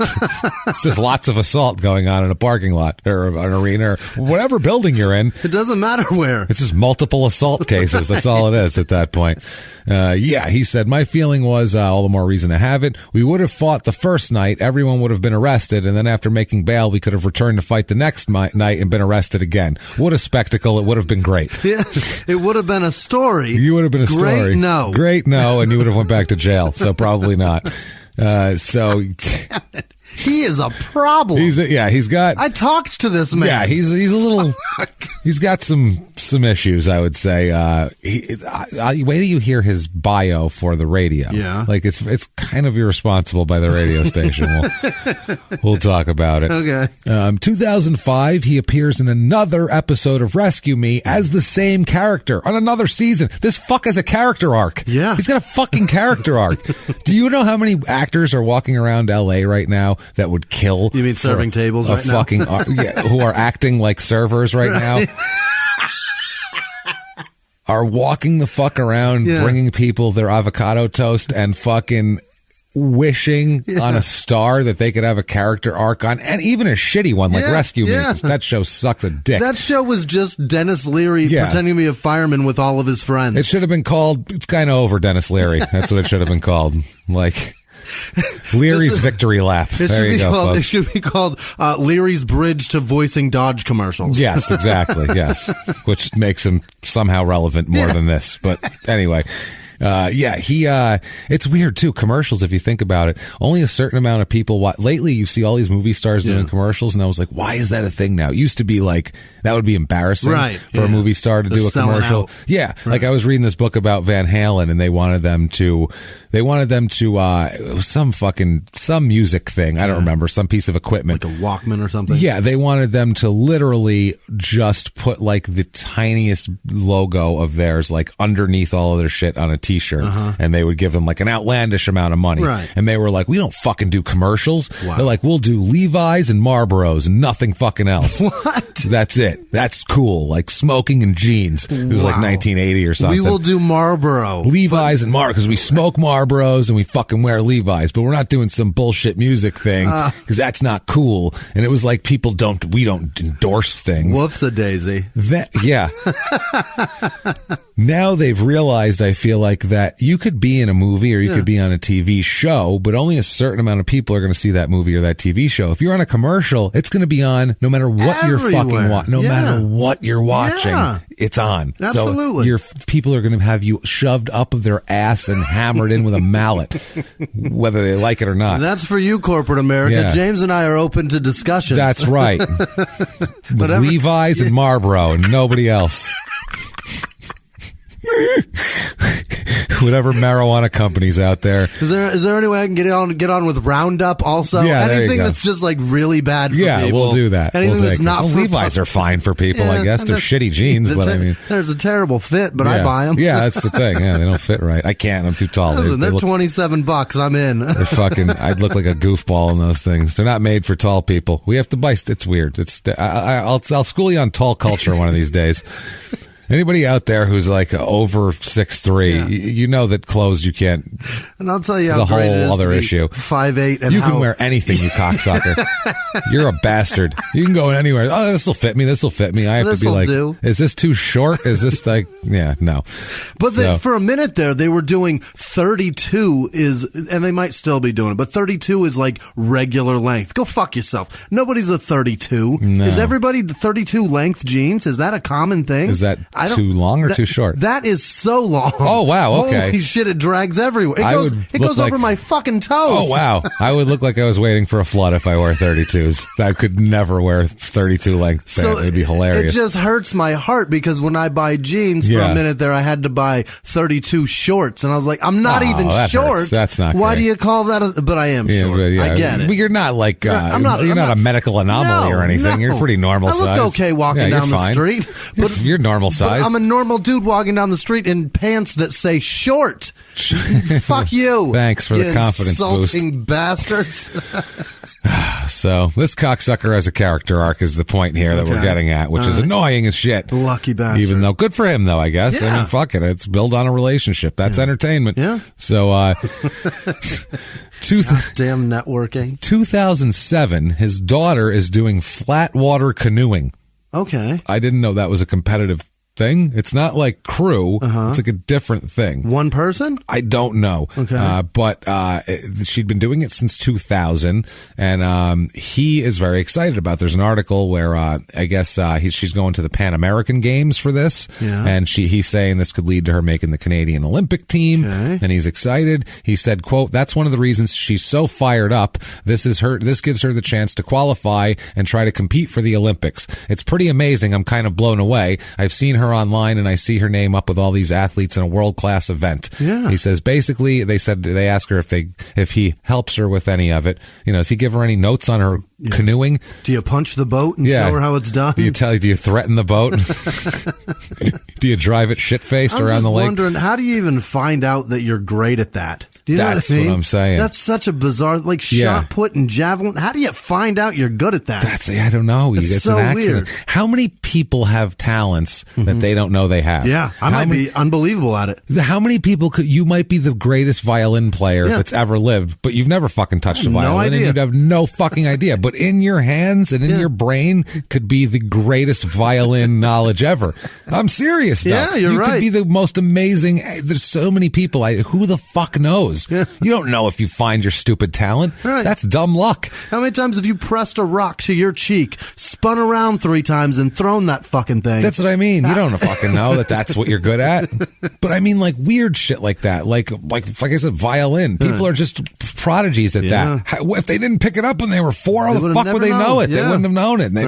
How many people are walking out there with like this greatness, this Pandora's box, and you just gotta open it. That is just closed, and their lives suck, and they're miserable, and they're doing shit they hate, and they don't even know that the thing that they're amazing at is out there, and they could be successful at it. That sucks, man. That's why you gotta live. That's why you gotta try everything, suck all the dicks, do all the things you need to do. Be bad at everything. So so they ask him though about that. Do you give her any notes on her rowing? And he says, quote, basically I let her do what she does best. I don't know anything about canoeing, and not for nothing, but I wasn't that good at hockey.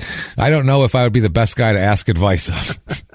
Which, he was pretty fucking good at hockey. He is. He was just saying skill-wise. Right. He's making a self-deprecating joke. You made it to the NHL, man. You're pretty good at it. He did pretty goddamn well. 2010, he appears in a TV movie called Madso's War.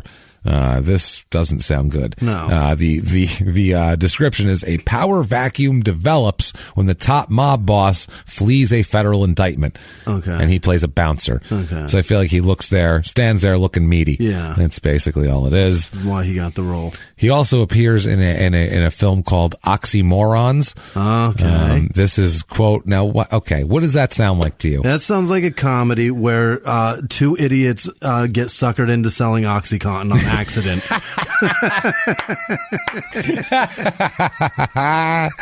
That's fucking amazing. 2 dipshits stumble into selling Oxy. But it sounds like that version of Stuck on Me or Stuck on You or whatever it is. Like a Farrelly Brothers slapstick it's 2 conjoined twins selling OxyContin. Greg Kinnear and Matt Damon conjoined selling OxyContin. The one brother, here's the dig. The one brother doesn't want to sell OxyContin and he has no choice because the other brother's doing it. He forced his other hand. Yeah.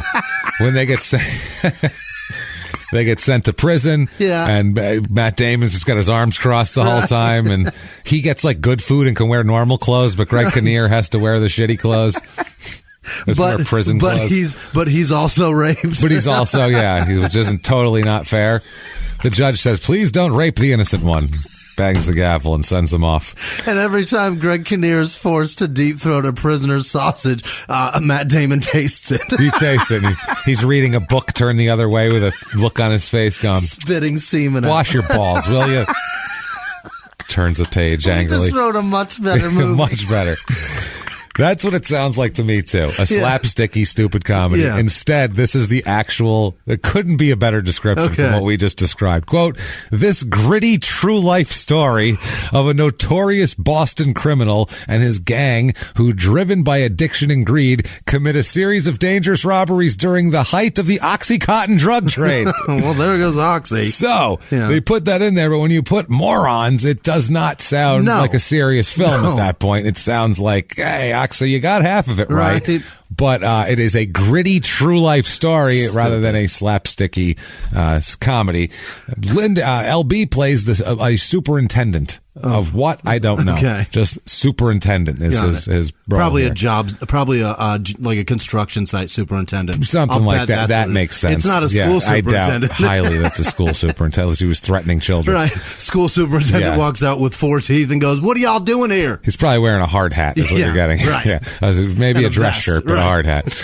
So April 2010, a friend of his, he's in a car, a friend of his who turns out to be a business partner later on, who we'll talk about. This is not on this isn't a movie set. No. This is real life. Okay. The guy who he's with here, his friend, is drunk behind the wheel of a 68 Chevy C10. Is that a truck? Yeah, it's a pickup truck. That's what I thought. It's a badass truck. Yeah, I'm sure it was done up nice too. And LB was in the passenger seat of the truck. Well, it's a bench seat. It's a bad. Well, yeah, they're connected. Right. When they turn, the one slides into the other. Yes. That's how it works there. So apparently, just after 8 p.m., this Olesen, who is the driver, lost control of the vehicle on the ramp from Speen Street to Route 9 West, and the truck went airborne. Oh my God! And quote, sailed over 2 sedans that were pulling out of Natick Collection. How fucking fast are you coming on the freeway? Fast enough to make a 1968 Chevy truck, which is not made of fiberglass. No. That thing weighs a fuckload. Yeah. That's like a battleship, that thing. You could put cannons on the side of that and take it out to sea. And when you think about a truck, you think about something high. These things are so low to the ground. And they're heavy. To sail over 2 cars, the fucking speed you have to have. Yeah. It's some Duke boy shit right there. So apparently, when over there, the pickup, quote, came to rest on the sidewalk on top of a stop sign and was heavily damaged. Also, there was other cars in the area that they kind of bounced off of that were damaged. And the 2, Olesen and Byers, escaped with only minor scrapes. Somehow. But we need all these safety things to cars. Yeah, cars. They're in a giant steel car and right. And they're fine. Fine. Holy shit. Both denied they'd been drinking, but were slurring their speech and had glassy, bloodshot eyes and a moderate odor of alcohol, according to the police report. You stink of alcohol and you're slurring your speech and you're like, not a drop. Nothing. Where'd you come from? Church. Not even Catholic either. Didn't even have wine. I'm not even Catholic. I'm not Protestant. They don't have wine. No wine. Not allowed. And LB gets out of the passenger. He goes, "What happened? I was in the bathroom. I was on the other side of the bench." So, Olesen then failed several field sobriety tests, including a one-legged stand, and he could not count backwards or recite the alphabet from J to S. So the LMNO he had a problem with. I'm sure he made that one word. I didn't even think about that, and that's brilliant. It has to be what it was. JKL. QRT was tough, too. And amendable. Wait, it's QRST. QRST. And Jimmy fails. I'm not even drunk. You are not. You have a Circle K soda in front of you. Now, the excuse for not knowing how to A, count backwards, or B, recite the middle section of the alphabet was he told an officer that he didn't know how and asked, "How the fuck do you not know how?" He says, quote, "I didn't learn that. I learned part of the alphabet, stopped. That was enough for me." Super believable. I didn't learn that. I'm not drunk. I just didn't learn the alphabet. That's a very impressive response, though. That's a drunk response right there. A sober person would not come out, "I didn't learn that." No. I never knew that part. Fuck. And then he also later refused to submit to a blood alcohol test. So he failed the field sobriety test, couldn't recite the alphabet, just said, "I didn't learn that. I don't know nothing." And then he said, I'm not drunk, but I won't take a test. And LB makes judgment calls of jumping in a truck with that Let's go, man. pal. Yeah. Let's do it. Now, the Olesen is fighting the drunken driving charges and negligent driving charges, he said, and LB has got his back. Yeah. LB says no matter what anyone wants to believe, it's an accident until due process is done. I can say with 100% confidence that neither of us were intoxicated, is what he said on the radio. He said this into on the microphone. Radio. So he's out of his That's dude. LB. He doesn't know L to S. Right. Just go, we fucked up. Sorry. Right. He wasn't driving. It's not your fault. Right. You weren't driving. Right. I mean, it's not your criminal fault anyway. So 2010 comes around and it just gets sillier. He's supposed to fight Butterbean. No. Yes. Eric Butterbean Esch, the giant fucking 350-pound knockout artist. The tough man. You're not fighting him. No. You're not he will kick the shit out of a person who's not a professional fighter. If you're a great boxer, you'll beat his ass even though he outweighs you by 150 pounds. But if you're just like a good brawler, he will fuck you up. He'll kill you. Yeah, they had him fight. WWF, still in the 90s, they had the Brawl for All thing where they all fought each other in real fights, the wrestlers. Half of them got hurt. Like 3 different guys were like off the roster for a year because they got hurt. It was a fucking disaster. That's why they don't fight for real. And then the winner of it got to fight Butterbean. So he beat up all the other guys. It was Bart Gunn who ended up doing. He beats up all these other guys, so he looks like a big tough guy who can, which he is, and he can fight. And then they put him in the ring with Butterbean, and Butterbean knocks him the fuck out easily because he's a professional That's what he does. Fighter, and he just walloped him good because you're not going to beat, stupid. Because he puts people to sleep. Yeah, that's his job. That's his job. So you can't even he's so fat you can't even get close enough to him, and if you do, he clocks you and you go down. And he's in such weird shape that a punch doesn't affect him. Nope, it's weird, dude. It doesn't just you glide down and off. It's strange. Super weird. He's all greased up. He's just gel. He's a gelatin. You're punching a gel mold. It's not the same thing. So this fight's supposed to happen, and then it's called off due to the boxing commission being hesitant to license it due to LB's lack of experience. Right. Which is smart. Those people finally had a conscience. Yeah, exactly. You can't have him getting in there getting hit by that guy. We love money, but not at the expense of this man's life. That's what I mean. Right. What are you fucking doing? I'm not fighting Butterbean for any amount. I'm going to get my head exploded like a watermelon. Thank God he's dead, right? I think he is. Even if he's not, he's got to be out of the game by now, I'll be honest with you. I wouldn't fight him if he is dead. Yeah, he could wake up. Yeah. So they say unfortunately, LB doesn't have the experience it's going to take to do a real fight. That's what Butterbean says. Quote, to go in there and do anything but a real fight, it just wouldn't be what people wanted. He said in the end, though, it works out because they accomplished their original goal of raising money for charity. This whole thing was supposed to be for charity anyway. Nice. So he was going to get destroyed for charity. So nice job. What a guy. LB's he does a lot of charity work, man. Yeah. He has a leukemia foundation, and nowadays he's done, as you know, all those radio stations. Yeah. That's everything they do is for charity. Yeah. They do tons of charity shit. So to take a punch for kids that are sick, that's balls, man. Sorry, kid. Yeah. I'd say, you know what? I'll buy you a shot. Yeah, I don't know, man. Like an actual a vitamin shot or penicillin, whatever you need, I'll pay for it. How about Butterbean's going to hit a kid unless we get enough money? That's a better charity. It's going to hit a sick kid. It's going to come crawling in. Just him pounding his fist into his hand with a small child, like whimpering. Please. Sniffling. Please, mister. So, this was to benefit the family of a Worcester police officer who was killed in a car accident. That's great. Butterbean did go on to say that he wouldn't have any hard feelings over fighting a friend. He knows LB well. He said, quote, I don't mind knocking out a friend, which is nice. I'm not saying I would have knocked LB out. I'm just saying I wouldn't have minded to knock him out if it was there. See what kind of monster he is?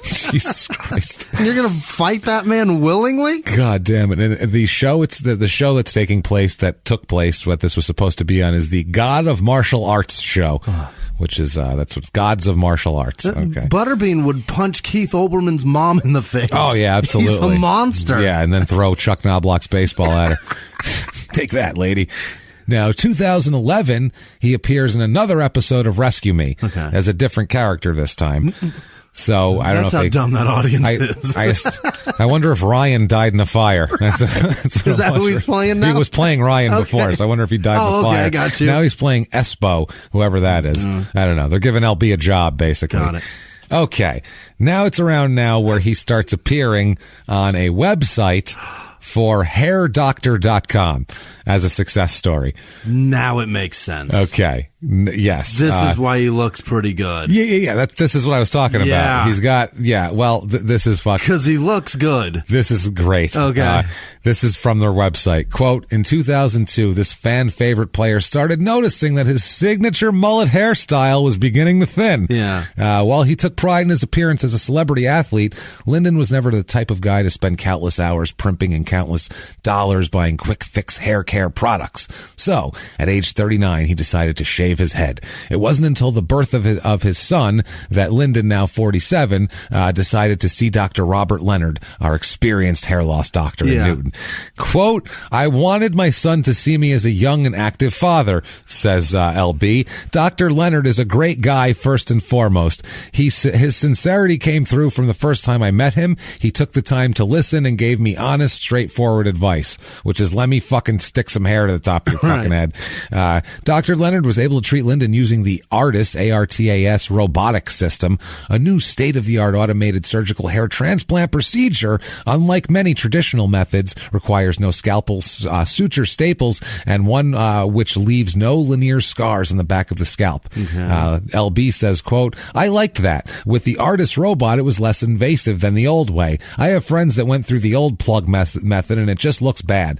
This is so innovative that nobody could even tell that I had a hair transplant. They wrote that for him. He doesn't use the word innovative on a daily basis. You've talked to him. A lot of innovative falling out of his mouth. No, I don't think he's very familiar with what the old way is. That's what I mean. Right. Yeah, but they, whatever. I'm sorry. He probably said, I've seen people with bad plugs. And they were like, they wrote that out from that. This is so innovative that nobody could even tell I had a hair transplant. Even the guy that cuts my hair said he couldn't notice I had anything done. He was so complimentary. Well, that's nice. They said the ARTAS robot was also convenient to Lyndon's active celebrity lifestyle. He had the procedure performed on a Friday and he was back to work on a Monday. He says, quote, it's great to have lettuce again. That sounds like my man. Yeah. Great to have lettuce again. People say that I look 10 years younger and I feel great. My hair looks natural and you can't even tell that I had a hair transplant. I tell my listeners that Dr. Leonard is awesome and I'm very happy with the results. Well, listen, as a guy that didn't know that he was going bald and then meeting him sight unseen. Yeah. He was bald as fuck, too. I believe you. So good Sight for him. Unseen, it looks good. It's good. Good for him. Tell. Because, I mean, he was miserable, and he was a younger guy, too, with like... Started thinning pretty early. Yeah, so that's a tough thing, and as you know... go with it and shave That's what he did. He shaved it. That's balls. And then he decided, I want some hair. Yeah, because, I mean, you feel bad for anybody who's like that. And I like it. It's I good enjoy it. Yeah, you like the shaved head. It's nice. But he didn't like it, and, somebody doesn't want a shaved head and they want to have a hairstyle. Well, good for them, and I feel bad for people who can't. I feel real bad for them, but not nearly.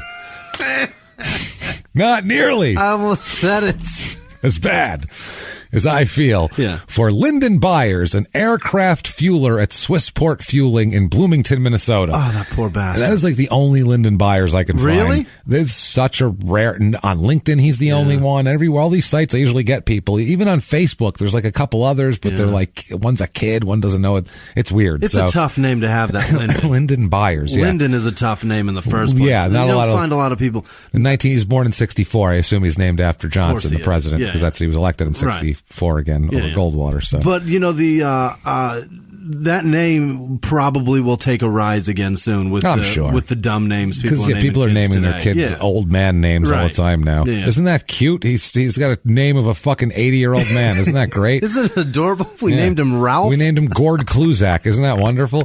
So, that's his first name. Yeah, Gord Kluzak Johnson. That's me. So, Gord Kluzak Petrogala. So, September 25th, 2011, Bar Rescue airs. Yeah. Now, Bar Rescue, we'll talk about this for a second. They opened a bar, him and a couple friends of him. If you don't know what Bar Rescue is, it's a show, if you don't know what it is, it's a show with a host named John Taffer, who's allegedly a bar expert who's owned bars and did all this shit. Anyway, it's basically like Kitchen Nightmares, where they go around from bar to bar. He walks in, he sends in people to do shit with a hidden camera, and they see how terrible all the service is and how bad the food is and how gross it is. And then he comes in, fucking yells at everybody, changes the name of the place, changes the interior and all the drinks, and goes, this is going to be better now. And he leaves, and then they change everything right back, and then they go out of business. That's the basic premise of the show. Correct? That's the way it's worked from what we've seen, the footage I've seen. A lot of them keep the name and keep whatever they're doing, but and they quote unquote are successful. We don't know. But they're still, but the problem is, even if you give them everything to work with, if they're terrible at running a business to begin with, they're just terrible at running a business. You leaving doesn't make them good at running a business now. Even no matter how many good tips you gave them, they're not business people. That's why they suck at it. So they're trying to open a sports bar in Framingham, Massachusetts. Okay. Where they're trying to, him and a couple of friends of his, and they're having trouble getting a license because they threatened to reject plans because Byers and the other one that they just got in that accident with Byers both have DUIs. Right. They say they have 6 DUIs between them. Wow. How can we put their names on a liquor license? How can we say you're responsible with alcohol when you have 6 DUIs? You're clearly not responsible with alcohol. I mean, technically they're responsible with alcohol. They're not responsible with driving. Yeah. They've never died from drinking. Right. Timothy Hanna was the main owner, kind of the main front man that talked to John Taffer and all that. But he had the other two, and LB was like he's the face of the place. Yeah. You go in, you want to go meet LB, the famous Bruins enforcer, you just go to that bar and there he is hanging out. Yeah. So that's kind of what it was. It's what they all do. Everybody wants to have a beer with somebody they recognize. Yeah. So the police chief recommended that they deny them a liquor license and all that sort of thing. So, LB's pissed. He says, quote, obviously what's in question is my integrity and my judgment. But he says he urged them to give us all a chance and all that sort of thing. He says that they're going to keep trying to get a liquor license. He says, quote, we're not going anywhere. We want to open a respectable family restaurant / pub that people are proud of and we're proud of. That's what he says. It's a real gangster thing to say. We're respectable people. A respectable family establishment. You know what I mean? None of this craziness. Place you can bring the kids on a Sunday. Yeah, on a Sunday. And you bring your girlfriends on a Saturday. And, So Angry Ham's Garage is the name of the place. All right. That's a restaurant. Angry Ham's Garage. Yeah. Not and grill or and burgers. Sounds like where you get your fucking muffler fixed. Exactly. Right. Like that's if you saw it in the phone book or First you Googled just what's in the area and you saw that on the map and Bad you were name. like, fucking I'm thinking back then still no phone book. I guess it sounds like a place where, because in the garage is where you go have your beers. You know what I mean? Yeah, that's what they're going for. Right. So in the episode, the problem is John Taffer comes in, and I guess some of the local people don't like the name Angry Hams because it's a takeoff on Framingham, so they're saying that they're pissy people. And John Taffer comes in and says, well, you're pissing off the neighborhood. Right. And even if you piss off half of these people, you need all of them to keep your business support going. you. Right. Yeah. So he tries to help these people. Basically, they talk about the liquor license, so they end up putting the ownership solely in the one guy's name to get the liquor license. That's the solution there. Apparently, the bar, and it was too, they were managing it like shit. It was a fucking mess. Just in terms of, food would come out super late, and they didn't have any portion control. They were making enormous burgers that were a loss. They were taking a loss on burgers, if I remember correctly, on that one. That's awesome. So it's pretty interesting. So John Taffer says they have to change the name of the bar. They of course refuse to because they're being total dicks the entire time. Everybody there.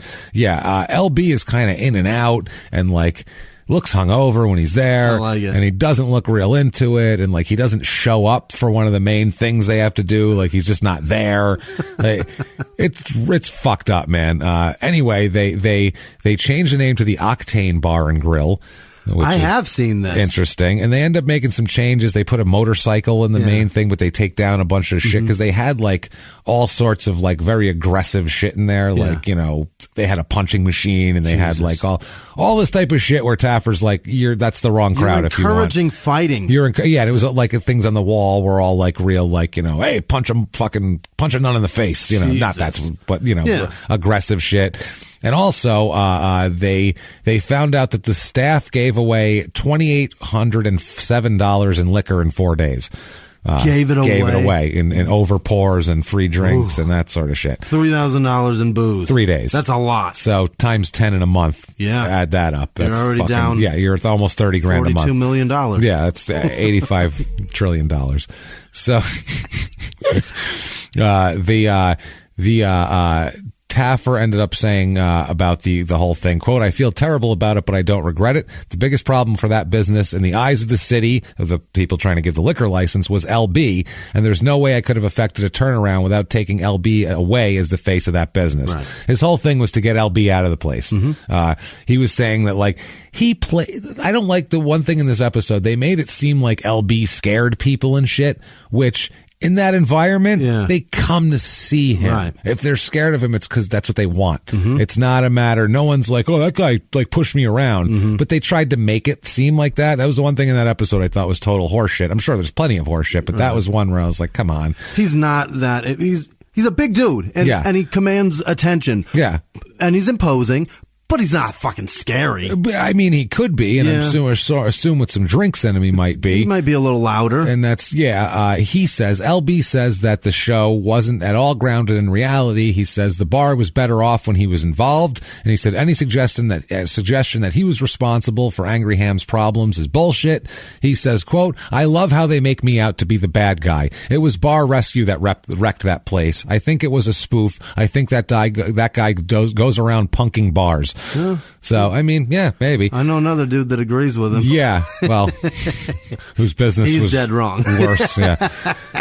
He was totally wrong. Yeah, he should have listened. Right. So the place, as of like 2015, 4 years later, had 3 stars on Yelp. Ouch. And a lot of 1-star reviews that were all hinged on bad service, which is piss poor management. Right. That's it. Yeah. That's just bad management. Right. If there's no excuse for bad service because you go to a restaurant, a lot of them, service is great. They have shit going. There's no reason you can't do that. It's no reason. Also, it's just management. LB's not serving tables, so it's not his fault. No, but the whole general vibe is like they hired all their friends and like their friends worked there. Rescue me. Yeah, they weren't real. They weren't real, like, strict with the staff. That's why they were giving away booze and so. See how Rescue Me turned out. There you go. Yeah, canceled. No, he was on for years. For Christ's sake. So the place ended up. They sold the place in 2016 and gave up. And when a new owner bought it and then got a series of liquor license violations, the new owner did, and changed the name of it to the Beacon Street Grill, which is what it is now. Okay.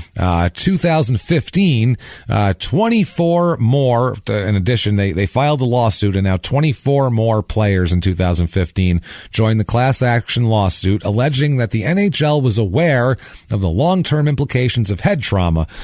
In this suit, Lyndon Byers is one of the guys here. So LB puts in there, that's 92 former players as of 2015 were involved in this suit, and I believe it's still going on, this suit, if I'm not mistaken.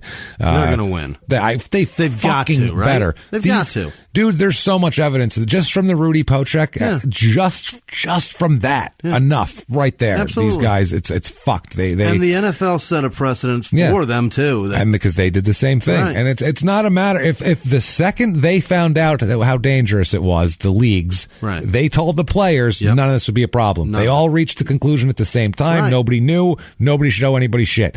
But the second they know one thing and they don't fucking tell the players about it, and especially if they intentionally hide it. Where's Aaron Brockovich? Fuck you. Yeah. Let's go break out your checkbook, assholes. So currently, he is on WAAF Radio, 107.3 in Boston, which Jimmy appeared on, 5:30 to 10 a.m. Monday through Friday, if you want to hear him. He's pretty good on the radio, from what I understand. He's a good dude, too. He was also doing like a YouTube series thing, where it's like a 3-minute little thing on YouTube. Here is his bio on the radio station here. Quote, Lyndon Byers, or LB, hails from the land of Molson Ice and Snow, Canada, but he's lived in Boston so long we consider him an honorary townie. Not to mention he drinks like a masshole.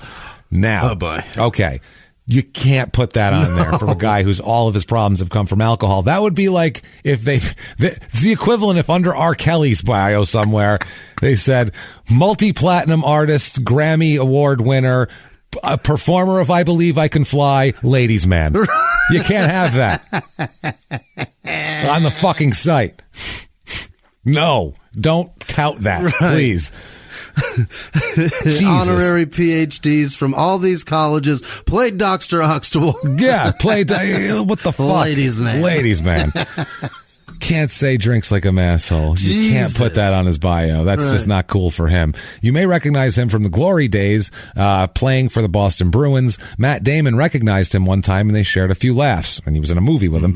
Just ask LB about it. Apparently he probably says it all the time. LB is the sports guy, although his accuracy for facts is about as slim as his waistline.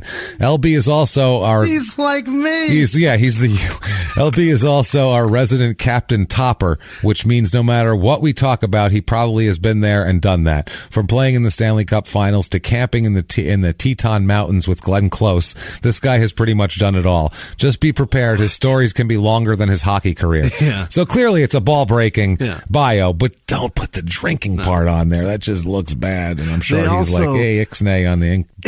Yeah. How about we don't put the booze part in there? Put that on there. But he was distracted by I know Glenn Close. I know Glenn Close. That feels pretty good. That's not bad at all, man. So yeah, that's that. In Bar Rescue, he was driving. Yeah. He drove away and back. So he had his license back by 2011 when they filmed it. So that's good to know. Can't get enough of LB. Oh God. You can get an LB hockey card from the 88-89 season, Boston Bruins. It is $3 plus $4 shipping. Yeah. Not too shabby at all. It'll be there in just a couple of weeks. You can get a signed Bruins puck, which is pretty cool, for only $20. Yeah. That's kind of cool. That sounds right. And there's a lot of stuff like signed jerseys and a lot of shit like that. He puts a lot of jerseys up and stuff for charity all the time. Like he's constantly doing stuff like that. You can follow him on Twitter at LBWAAF. He his little profile here. Lyndon LB Byers, Boston Bruins, number 34, WAAF 107.3, Sports Nitwit on Hillman Morning Show, Playgirl Playmate of the Year 92. He's so funny. And Teledictions Engineer. I don't know what the fuck. I love it. Teledictonics Engineer. I don't know what that means. I think it's just fucking around. It's a joke. Yeah. He has 45,800 followers. He is crushing. So not too bad. He only follows 1,900 people. That's probably all the amount of people in Boston that can get on Twitter. That could get figured it out. Sorry, Boston. Like, I can't figure it out there. This shit is stupid. We love you, Boston. So how do I reply to this shit? Yeah, what do I do now? So now it's in another window where they replied to me? You know what? Fuck all these people. I'm not replying to anybody. You want to reply? Kiss my balls. That's a reply. Kiss my camera B. There you go, fella.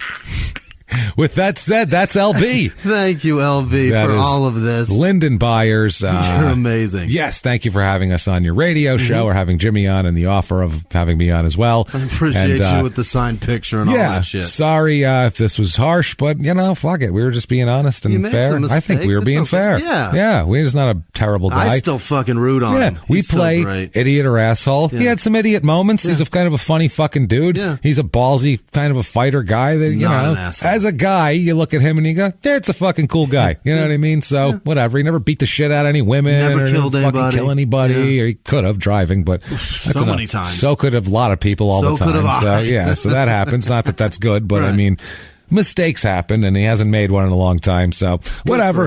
We're rooting for LB for continued success. Hope you get some cash out of the NHL too. You deserve it. You've had your brains pounded in plenty for that. So if you like that story, please let us know. Get on iTunes, Apple Podcasts, whatever, the purple icon, or wherever you listen to podcasts, and give us a review.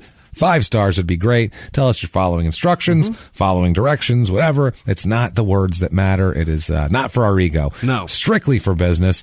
Head over to shutupandgivememurder.com for all your crime and sports and small town murder needs. You can get live show tickets because we're going to be announcing a new slate pretty soon. Yes. Of live shows for you guys. Hopefully we think there might be a couple crime and sports mixed in there. Oh my goodness. Yeah. Down in Florida, when we said anybody here listen to crime and sports during the show, it was about 96%. So you guys are out there. So maybe we need to start doing this. We need to start doing it. So thank you to everybody there. But get on the website, do that, buy stuff, leggings and T-shirts and mugs and bath mats and dildos. We don't have dildos. No. Thank God. But I do have one personally that somebody sent me. Yeah, that was nice. That was very sweet.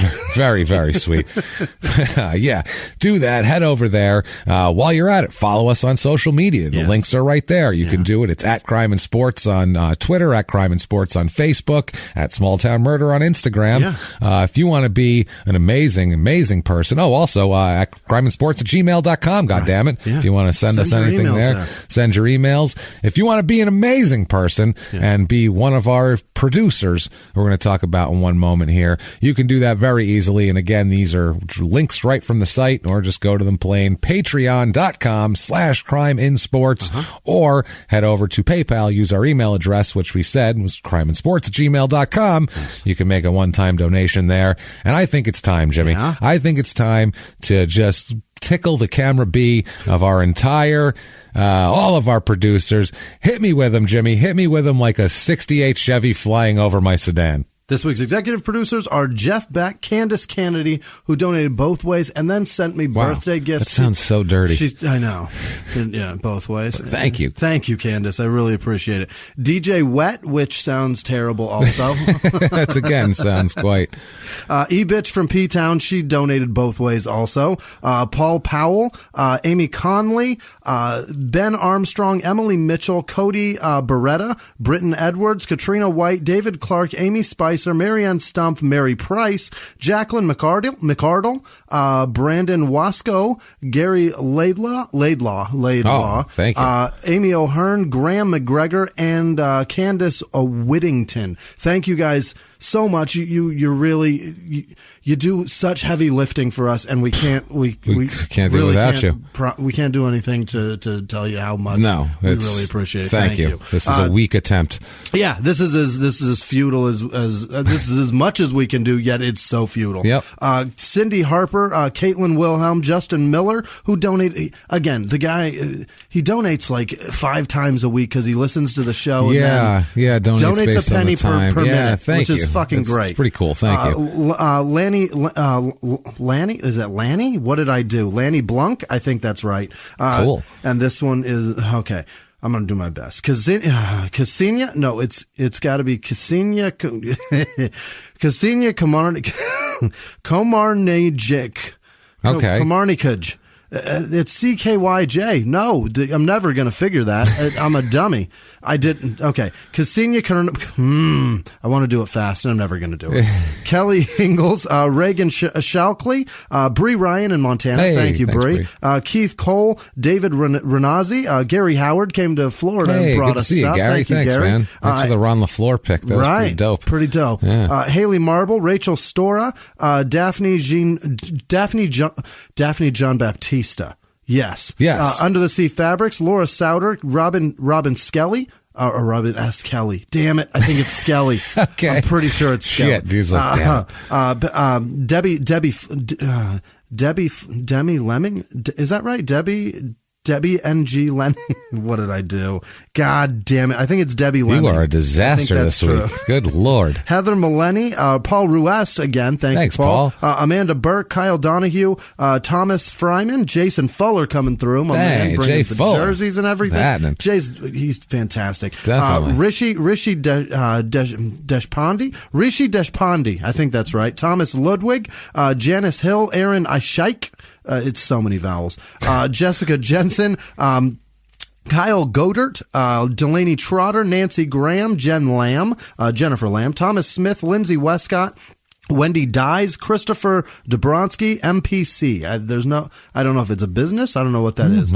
Jessica Omert, Stephen Rude, Brittany Frers, Damon, no last name, Jesse Hartman, Sebastian Stumbo, or is it? Yeah, Stumbo. Winnie Rhea. I don't know if that's. It's like a. I think they're of the dire fortune. Yes. Mike Chapman, so. Robin Francis. Looking for a way in there. Susan Henkel, May Lee Elliott, Maggie L, Ruth Ejankowski. I was fucking you were flying close. There. I was. Chelsea Hansen, Mike Valdez, Jasmine Berninger, Kimberly Miller, Laura Yarnell, Mike Lee, James Martyr, who I found out that is his real name. Oh, wow. James Martyr, spelled like a martyr, which I thought was an ode to you. Yeah.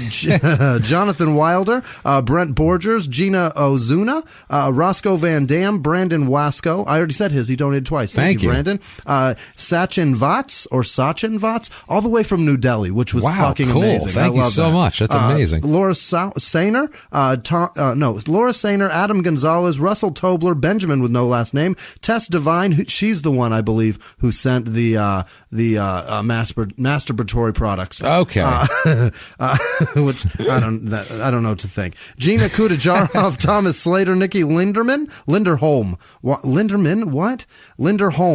Neil Patel, George Cole, Debbie Winther Lemming. That's what it was. It was Debbie Lemming. That was the other one. She donated twice. Thank you, Debbie. Rebecca Lieber, Margaret Feinberg, Ben Larson, Nicole Chastain, Pete Oberhaus, Georgia Lilly, Alex Fuss, Ashley Vio, again, thank you. Chelsea Morgan, again, thank you. Troy Graham, Panhandle Games, which they play a game and then donate money of the winnings, which That's is so pretty cool. fucking fantastic. Thank you so much. Jennifer Mulder, Amanda with no last name, Sarah Urban, and Martina Lilawanga up in San Francisco, I believe, right? Yes. Absolutely. Thank you so much, Martina. Thank all of you for doing what you do. You do some really amazing work, and we appreciate it. Thank you, everybody. Truly thank you for everything you do for us, because it blows us away. We say it every week, and we mean it no less every week. Thank you guys for supporting Crime and Sports and continuing to do that. And obviously, just you tout it as much as you can, and you guys are awesome to us. So we really, really appreciate that. And what if people really, really appreciated you, Jimmy? How could they let you know? You can find me at Wisman Sucks, WHISMAN Sucks on Twitter, Instagram, and Snapchat. And this week, you guys sending me birthday things and just everything personal. I've got like 500 messages to catch up to. Nice. So thank you guys so much. I appreciate that. It's really thoughtful, and it makes me feel like I'm doing something that matters. So thank you. And where can they find you? You can find me at Jimmy P is Funny, or just copy and paste my last name from the show description and look me up that way. There won't be a whole lot of them out there. Most of them are going to be me and one lawyer in Pittsburgh. So find me that way. Poor bastard. Yeah, you don't try to spell it. Page 6. Yeah, well, now he is. Yeah. When I started, I was like, I got to crack this motherfucker. Now he's buried now. So he's like, fuck, he hates me probably. Fucking hates me. It's like every time my clients try to Google me, they think I'm an asshole comedian who fucking makes fun of assholes and athletes and murder and shit. So, that's a lot of fun. But guys, thank you for hanging out with us this week. It's a fun one. We got a crazy ass one next week that's a little darker. So we figured we'd go light and fun this week. Like it. Hope you had fun. Order your Uber Meats now. Sure, there's going to be a T-shirt too for that one. So, thank you guys for everything live from the Crime and Sports Studios. We will see you next week. Bye.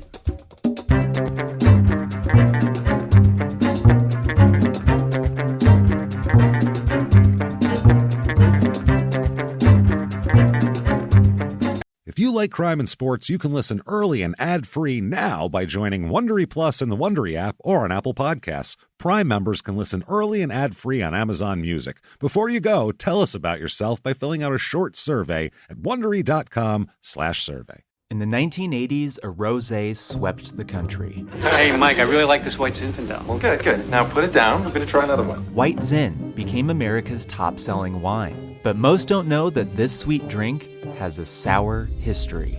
What began in 1986 with counterfeit bottles, A big fraud, a multi-million-dollar fraud, sent investigators chasing one of the most powerful families in the business, the Licciardis. But the closer the feds got to them, the more dangerous things became. It's a story of deceit. At the time, I was paranoid. Threats. You touch my kids, I will kill you. And murder. with a .22 caliber bullet to the head. What started with a scheme to mislabel wine spilled into a blood-soaked battle for succession. Welcome to Bloodvines. You can binge listen to Bloodvines exclusively and ad-free on Wondery Plus. Join Wondery Plus in the Wondery app, Apple Podcasts, or Spotify.